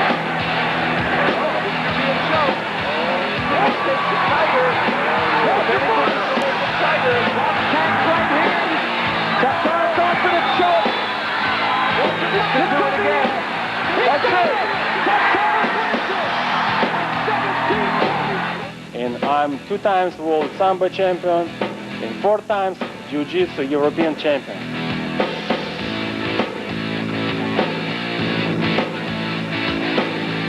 We're gonna learn secret Sambo KGB technique. What Sambo is? Sambo is the best style ever made in Russia for last century. We're gonna learn incredible takedown. Sure. Arm locks. And of course, we're gonna learn leg locks. I'm sure you bought this tape especially because of you guys want to understand how to do leg locks. This is the only one tape you can buy right now in America to learn leg lock stuff. And I'm sure after watch this tape, you guys will be very successful.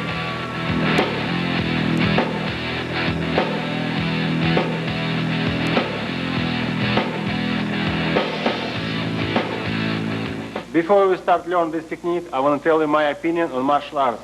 3 basics on martial arts. And my friend Andrei will assist me, and he'll get all punishment tonight. And I hope he'll feel good tomorrow. So, what the first? First, you have to use all parts of your body, even little finger. Second, there is no free space between us. And the third, center of your weight have to be lower than center of his weight. So you are close to the earth, you are stronger. And my word has been approved by animals many, many times. Look at dog. When he bites the neck, nobody can take a pit bull off from a neck. Nobody. He's very tight, and he knows what he's doing. I want you guys to be like a pit bull.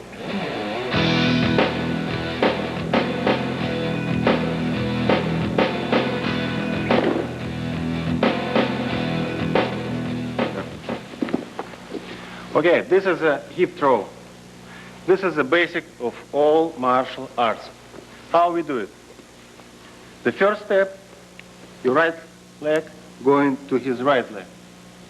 And together with the left leg, you have to turn your hip to his body, very close. And you remember, center of your weight lower than center of his weight. Your arms working together with your body, with your legs. What you do now, you unbend your legs, you already feel like he wants to fall down. I turn my arm, and he's here. And then finally, you will be able to finish him by arm lock. Lovely. This is several different ways to do a hip lock. First time we did it with this hold. You can do it this hold. What you need to do, just this arm has to work more powerfully. So also, we can do by this hold. Also, we can do by this hold. Also, you can grab his gi or jacket, whatever, and do by this hold, right here. And another way to do same throw, like first time you learn when I step the right leg first, now we go in different way. My left leg going first and right leg going second. This way is good too.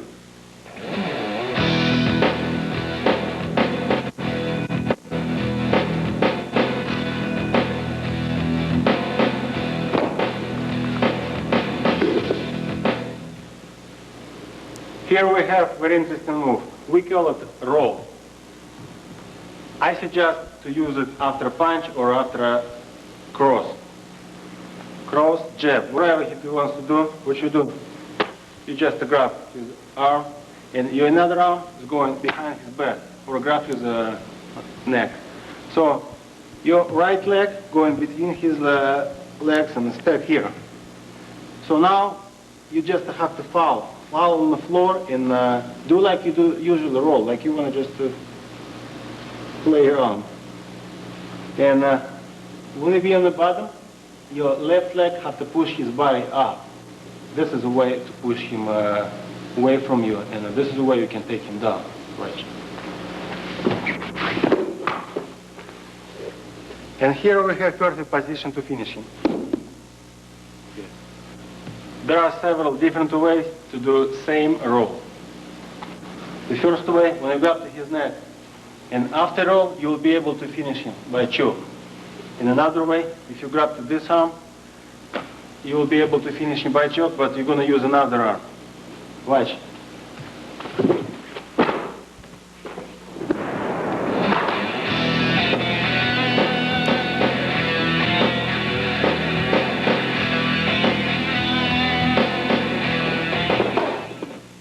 Here we have perfect another technique.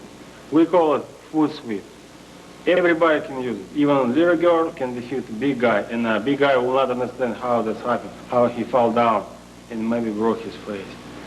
So how to do this? The first thing you have to do fake. You pull him on yourself, and he's doing step right now. Watch. In this step, you have to kick it. And right now we have perfect position to finish him by ankle lock. Here are a couple more different ways to do the same thing. The first one, if your opponent trying to use a jab, he fell fast and perfectly. The second one, I did on UFC number 6 against Mr. David Bennett. So it's a little bit different. Right now, if before you use this part of your leg, right now you have to use this part. So basically this is the same thing.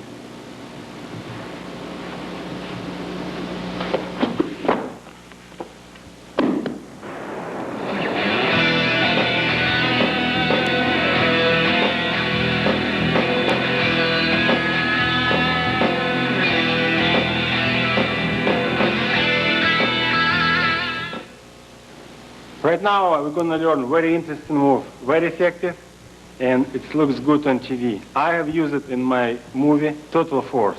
I killed a zombie by this move. So now we're going to learn how to do this. If your opponent attacked you, what you're going to do? You're going down and put your knee, right knee between his legs, and your left knee has to stay up. Now what you do? You just bring your body up a little bit, enough to bring him up. Right now he lost control.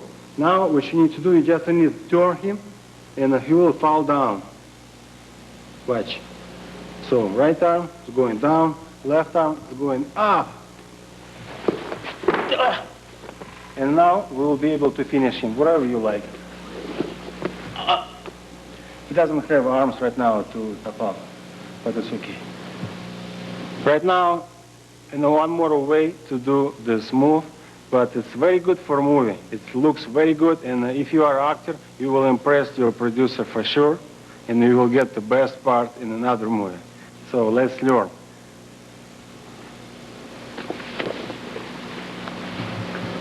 Looks the same, exactly the same, but I'm in standing position. So what I suggest to you, the first thing, not your back muscle has to work, your legs has to work. Your back has to be always straight. When you go down, your back's still straight. It looks beautiful, and you don't spend a lot of energy. And in real fight, when you drop him from this high, he can break a spine, he can break whatever he has. I even don't want to try to do this. I want to save him for next match.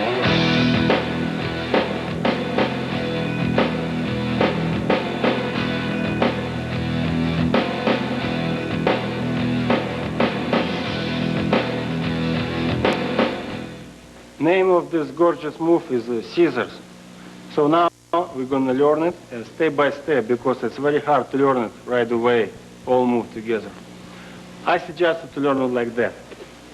You go on the ground, and now, watch. Your left leg has to kick his chest. Your right leg has to kick his feet or knees behind. So the both way is good. Now, you get up, and try. Now you can pick it up his leg and finish him by ankle lock.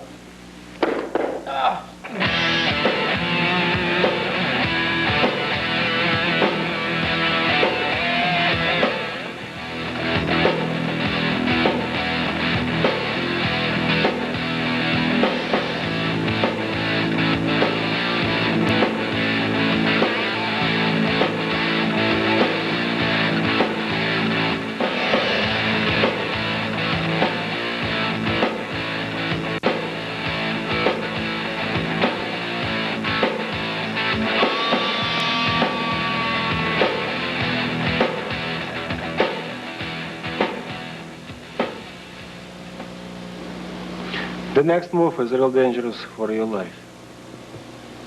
Let's do it. Yes. Left arm going under his head. Right over his head. And when it's going, it's turning it like this way. So we lock our arms, and now the right elbow is going down. Stop. It's not the pain. Pain is going to be in a few seconds. Just wait. And left elbow going up. So together it works like this. Now you can scream like you want.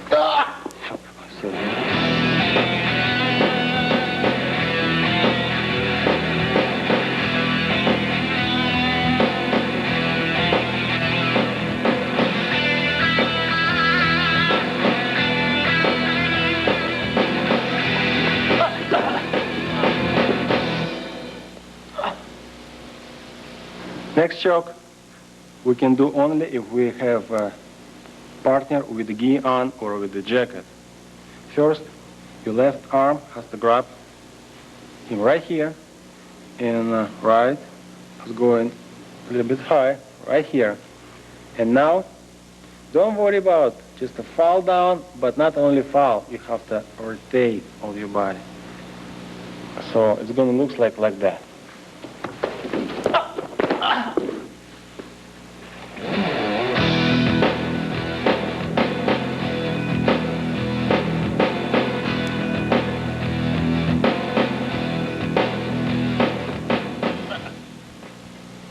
Next move is choke, but it's a pretty special move right now because I have penis on, so we can do it only if we have something to grab on your leg. Watch how it's going to do this. This leg's going over, and this arm, right arm and right legs. We're using only right arm and right legs. This arm and this leg just to control his body and his another arm. So we have to grab your own pants. And right now, your elbow turning this way, and we squeeze it together.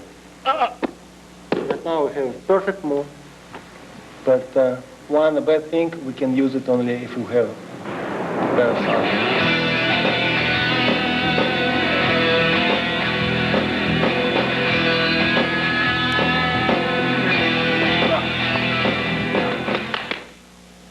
Pay attention to this hold. Left hand below this right hand. So I will pull him this way, and now my elbow is going over his head, and I'm falling down right under him. Here we have a perfect choke, very tight, tight enough to choke him out. Right, next is choke. How we can get it? This knee has to work like arrow, has to go through his body and be right here. For this, we're gonna push, not really push, we're gonna pull him. We're gonna pull him here, and now watch. So right now we have this leg here, and these legs go over, we go across, you know. I'm sorry that I'm sweating, but it's a good workout with the best. I went all over the world. I'm Gene LaBelle, chairman of the board of Gene LaBelle's World Grappling Federation, I wanted to get the very best in my federation, and I have got the Russian bear, Oleg. Oleg, I want to thank you. I have learned so much. I won't tell them where I had to go to get you, because as you know, I went to many different countries, too many to mention. But I've got you. You're here. You belong to the world. Now let's go and have some good Russian vodka. Yeah, and thank you, listen.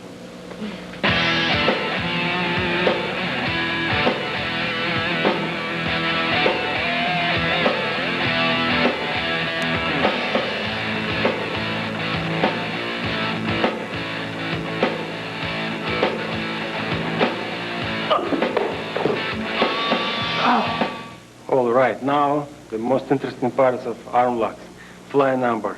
Everybody wants to know how to do this. Everybody from a fighter to the actor, because it looks good on TV and it works. It really works in real life and real fight. So once I did it by in a Samba competition. I was real sick. I was real tired, and I had no power to finish him, to bring him down, and I continue work. I just jumped and I just finished him by arm lock. It was good. So everybody can do it. Let's go forward. Let's start learning that.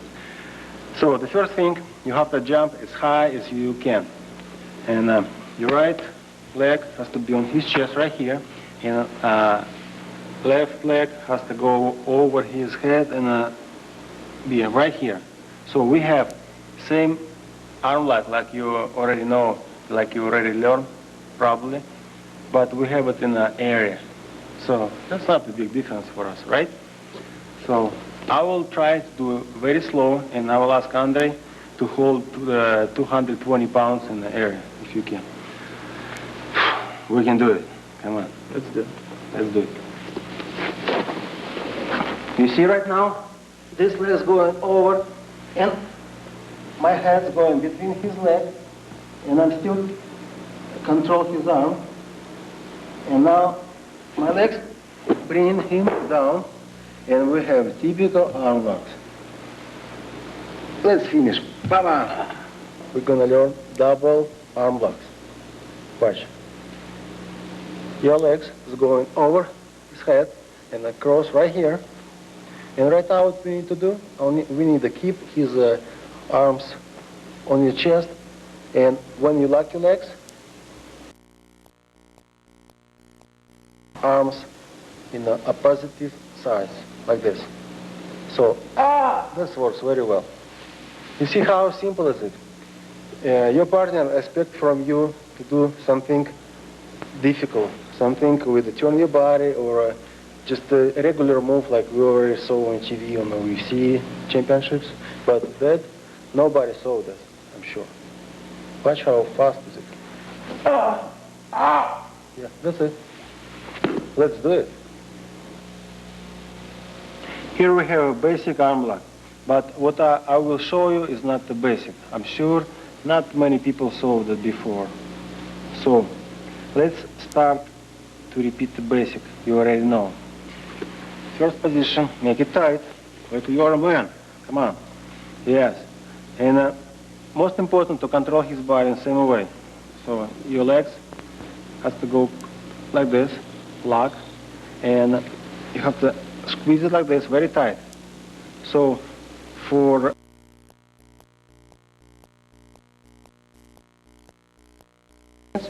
means you are in good shape, and we will be able to start learn something else. So let's think you guys strong enough, and we will start learn something else. Okay, one more thing. This elbow will go under my ribs, like that. So that's not gonna move. It's gonna be very tight. And right now, I'm just pulling it like this, and it's very easy for me to unlock it.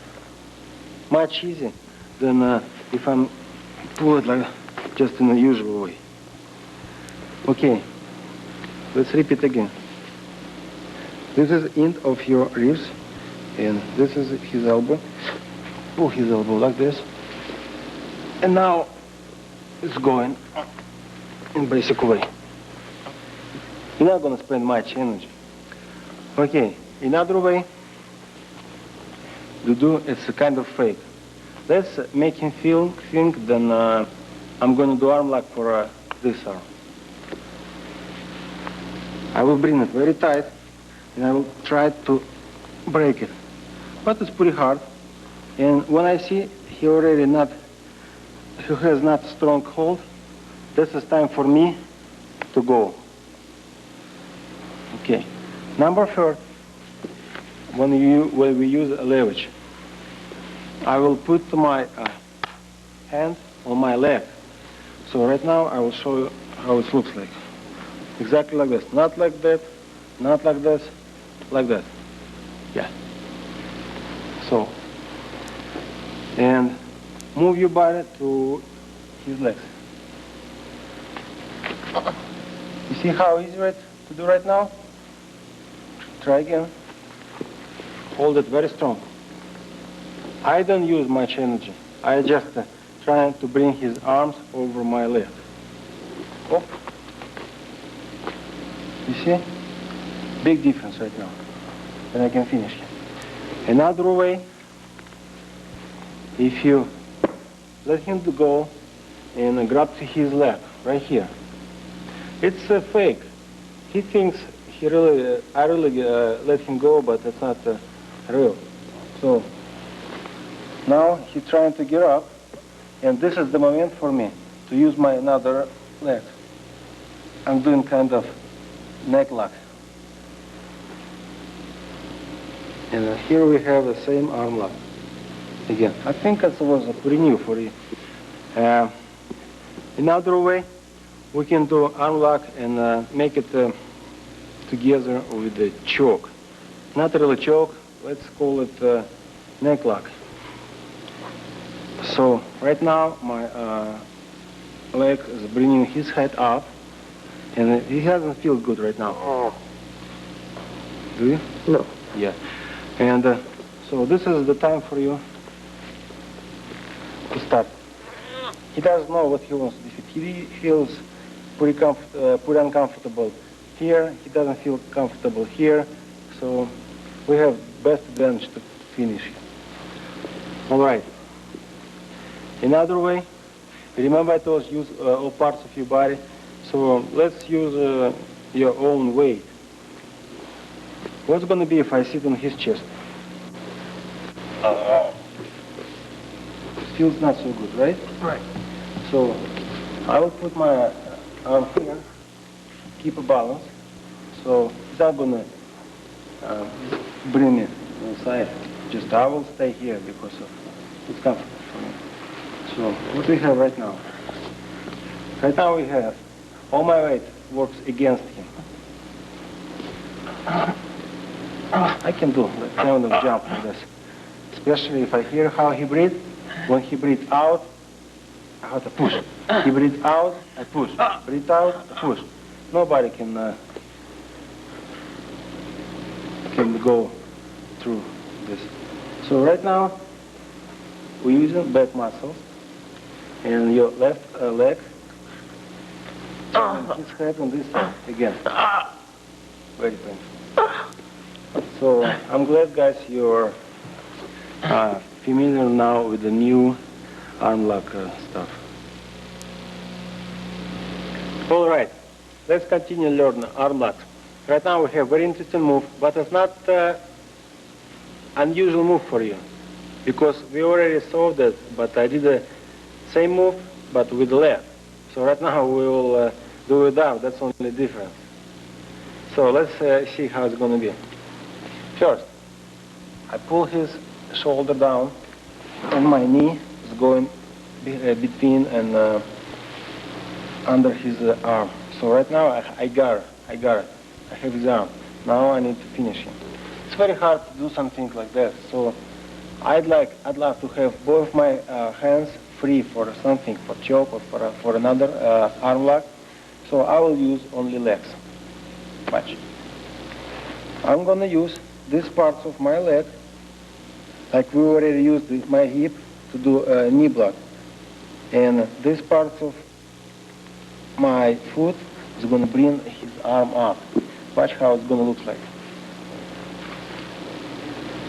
Ah, that's it. That's it. Very simple. Watch. This part going down. This is going up. Yes. That's it. We already finished it. You don't need to do anything else. Right now, if you want to impress somebody, you can finish him right here, do some another type of arm locks, or you can choke him out, or do same. So we can do 3 different submissions in the same time. I think it's good. All right. If you understood how to do this, of course you can do another way, same move. We'll start from that side. Let's move fast. So we already got his arm. Or we got from here, doesn't matter. Again, this leg here, this leg's going over, and my feet again lift his arms up. Ah! Yes. This part pushing down, this is bringing up. And I'm still keeping his body right here. So I think it's pretty simple.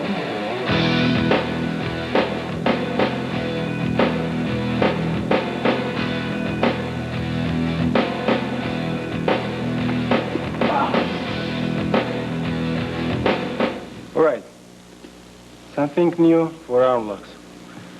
You remember? We have to use all parts of our body. So why we cannot use the knee in this position? Weird? No, not weird. Watch how we can do it. When I kick his elbow, I bring his elbow up. So my arm is going over his arm, and I grab my own arms, and right now we have perfect lock. Right now, I'm just pushing him down, and this is going up. And we can finish him right here. You don't have to even bring him down. So watch again how it works. Now I do just fast.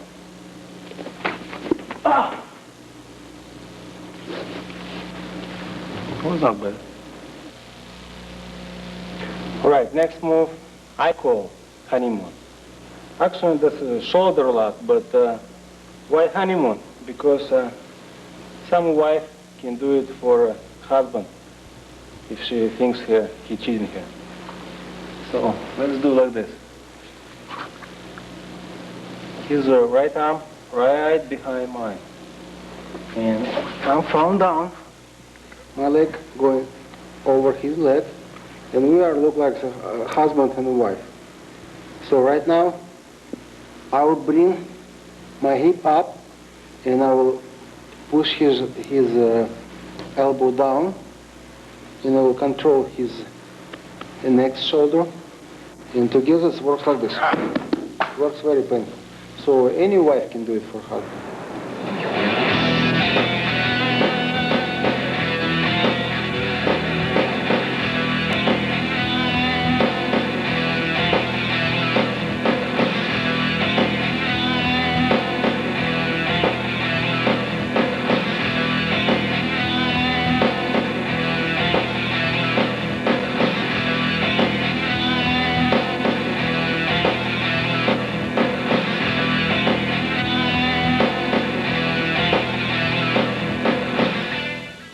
Okay, now we're going to learn the most interesting move. I'm sure everybody has been waiting for. I call it leg block, knee block, but it's not really a knee block. It's something together with roll. So you guys can choose how you're going to call it, but it's very interesting. First, your left leg is going between his leg, and it's going very far. And your head follow your own leg. And you do roll. So here we have his leg, and we will be able to finish him. What you need to do to finish him? You need to squeeze your own leg like this. It's already painful. And you have to pull all leg. And right now, I'm be able to break it. So you, of course, will be able to break it too. So let's just try to learn. Now I will show you why the best way to start to learn this move is right from here. Watch.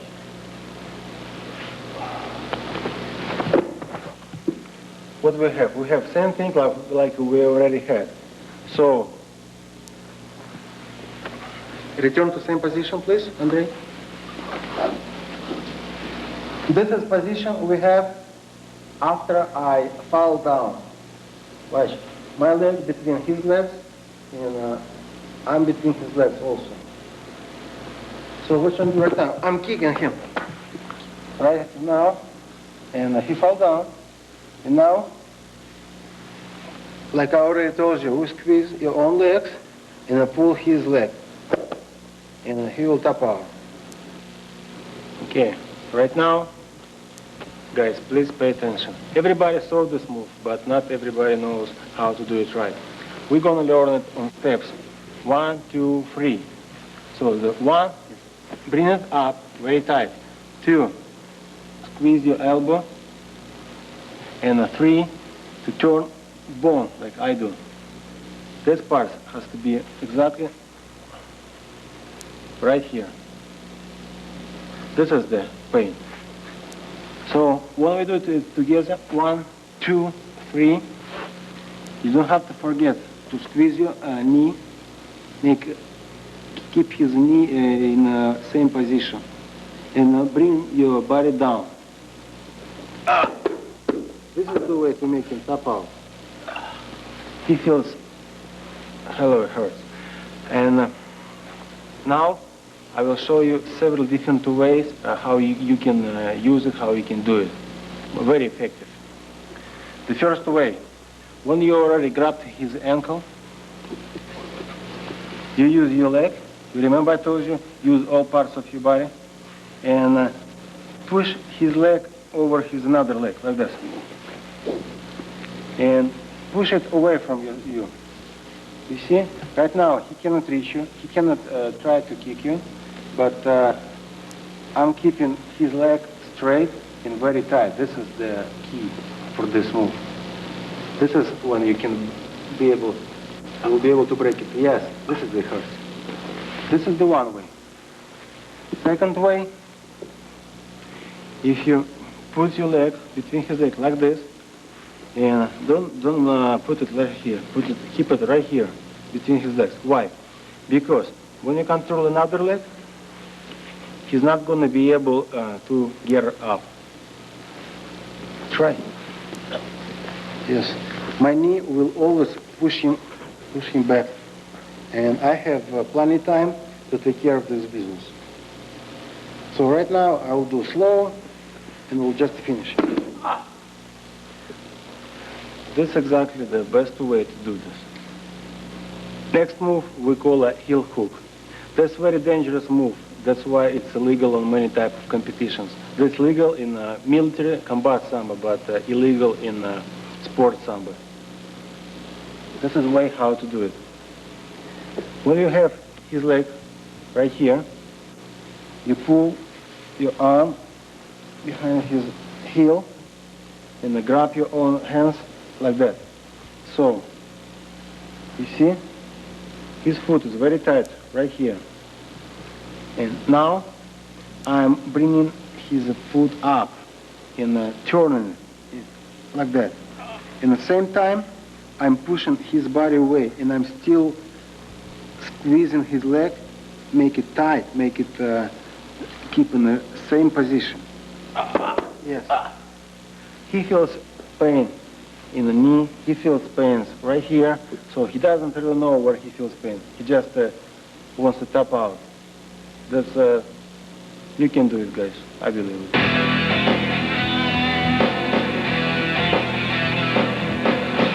Next move is really my special. Not everybody in the former Soviet Union could do this. It was my specialty. So this is exactly an ankle lock. But it's a different way you have to use. You have to use only your legs and nothing else. What you have to do, you put his foot right here, right in the middle, this place, and we also can put line right here. So that's not so far like that, not so close like that, so exactly in the middle. And now that leg is going over. Over like this, and we have lock here. And before we will start to learn this part, pay attention what I'm doing here. My elbow, control his knee, keep it in the same position. Same time, my hands protect my neck from the choke. But I don't think so many people will be able to choke me right now because of I will be faster. I already got him here. And I suggest you also to control another leg. Maybe by your own elbow, but this is the way to keep him in this position. So let's come back here. First, what I suggest you, this looks like a scissor. This leg we bring it up, this leg's going down. It's already painful, but it's not the same move. It's a kind of a fake, kind of surprise for him. He already feels pain. And now this is the surprise. My legs is going down that way, and I bring my hip up, and same time elbow pushing his knee down like this. So we see how it works together. We're trying to bring our body, make our body straight. Yes. I'll be able to finish him. Not only finish, I'll be able to break his ankle right now because of I have that much distance I can use. So in a couple of seconds he would find his foot right there. The next move we call toe hook. It's a still very dangerous move. Watch. You have to grab his foot right here, not too close to his heel, exactly right in the middle. So your arm is going between his leg and grab your own arm right here. He already feels pain. He already doesn't want to continue, do you? No? Yes. And right now you just turn it like that, and still you have to push his body away from you and keep it tight. Yeah, that's it. Another way, when you can start to do this, when you are between his legs. So you are grab it the same way and turn it the same way too. But this part of your body has to control his knee, keep it in the same position. He's not going to be able to choke you because there is no way. He doesn't control your body. He's so far. You see how big distance between us. So let's guys do it. Next move probably we'll call a knee block by your own legs. That's pretty weird, but that's a very effective move, and I'm sure not many people saw it before.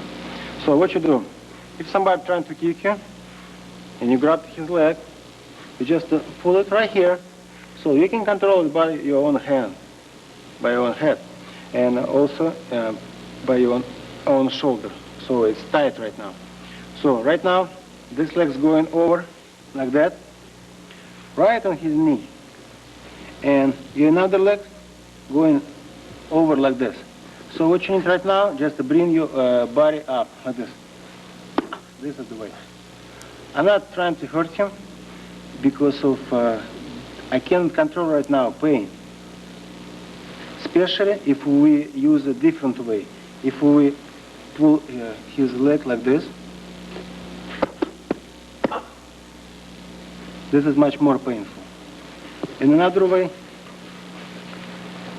you can do it like this. And also, I can suggest you do the same thing by your own hands. Sometimes when people got to this position, they don't know what to do. And especially, some people like to do something very effective, very original. So I would suggest you to do the special knee block and do it by your own legs. It's weird, but you will try. So put your feet right here, and your feet is going to try to bring his foot up. And you're going to cross your feet, and this is the way you're going to use your feet. Now, watch. I will use this part of my hips. I will put it right here, make it tight, keep it in the same position. So right now we have a move, looks like an arm lock, like we already, everybody knows actually that move. But not many people know that move, but it's similar. Watch how it works. Yes. And nobody expects this. So one way we already saw. Another way, if I am on the bottom and here on the top, please go on the top. And what we have right here, we have exactly same position, but we are on the bottom. That's only the difference. So cross your arms right here.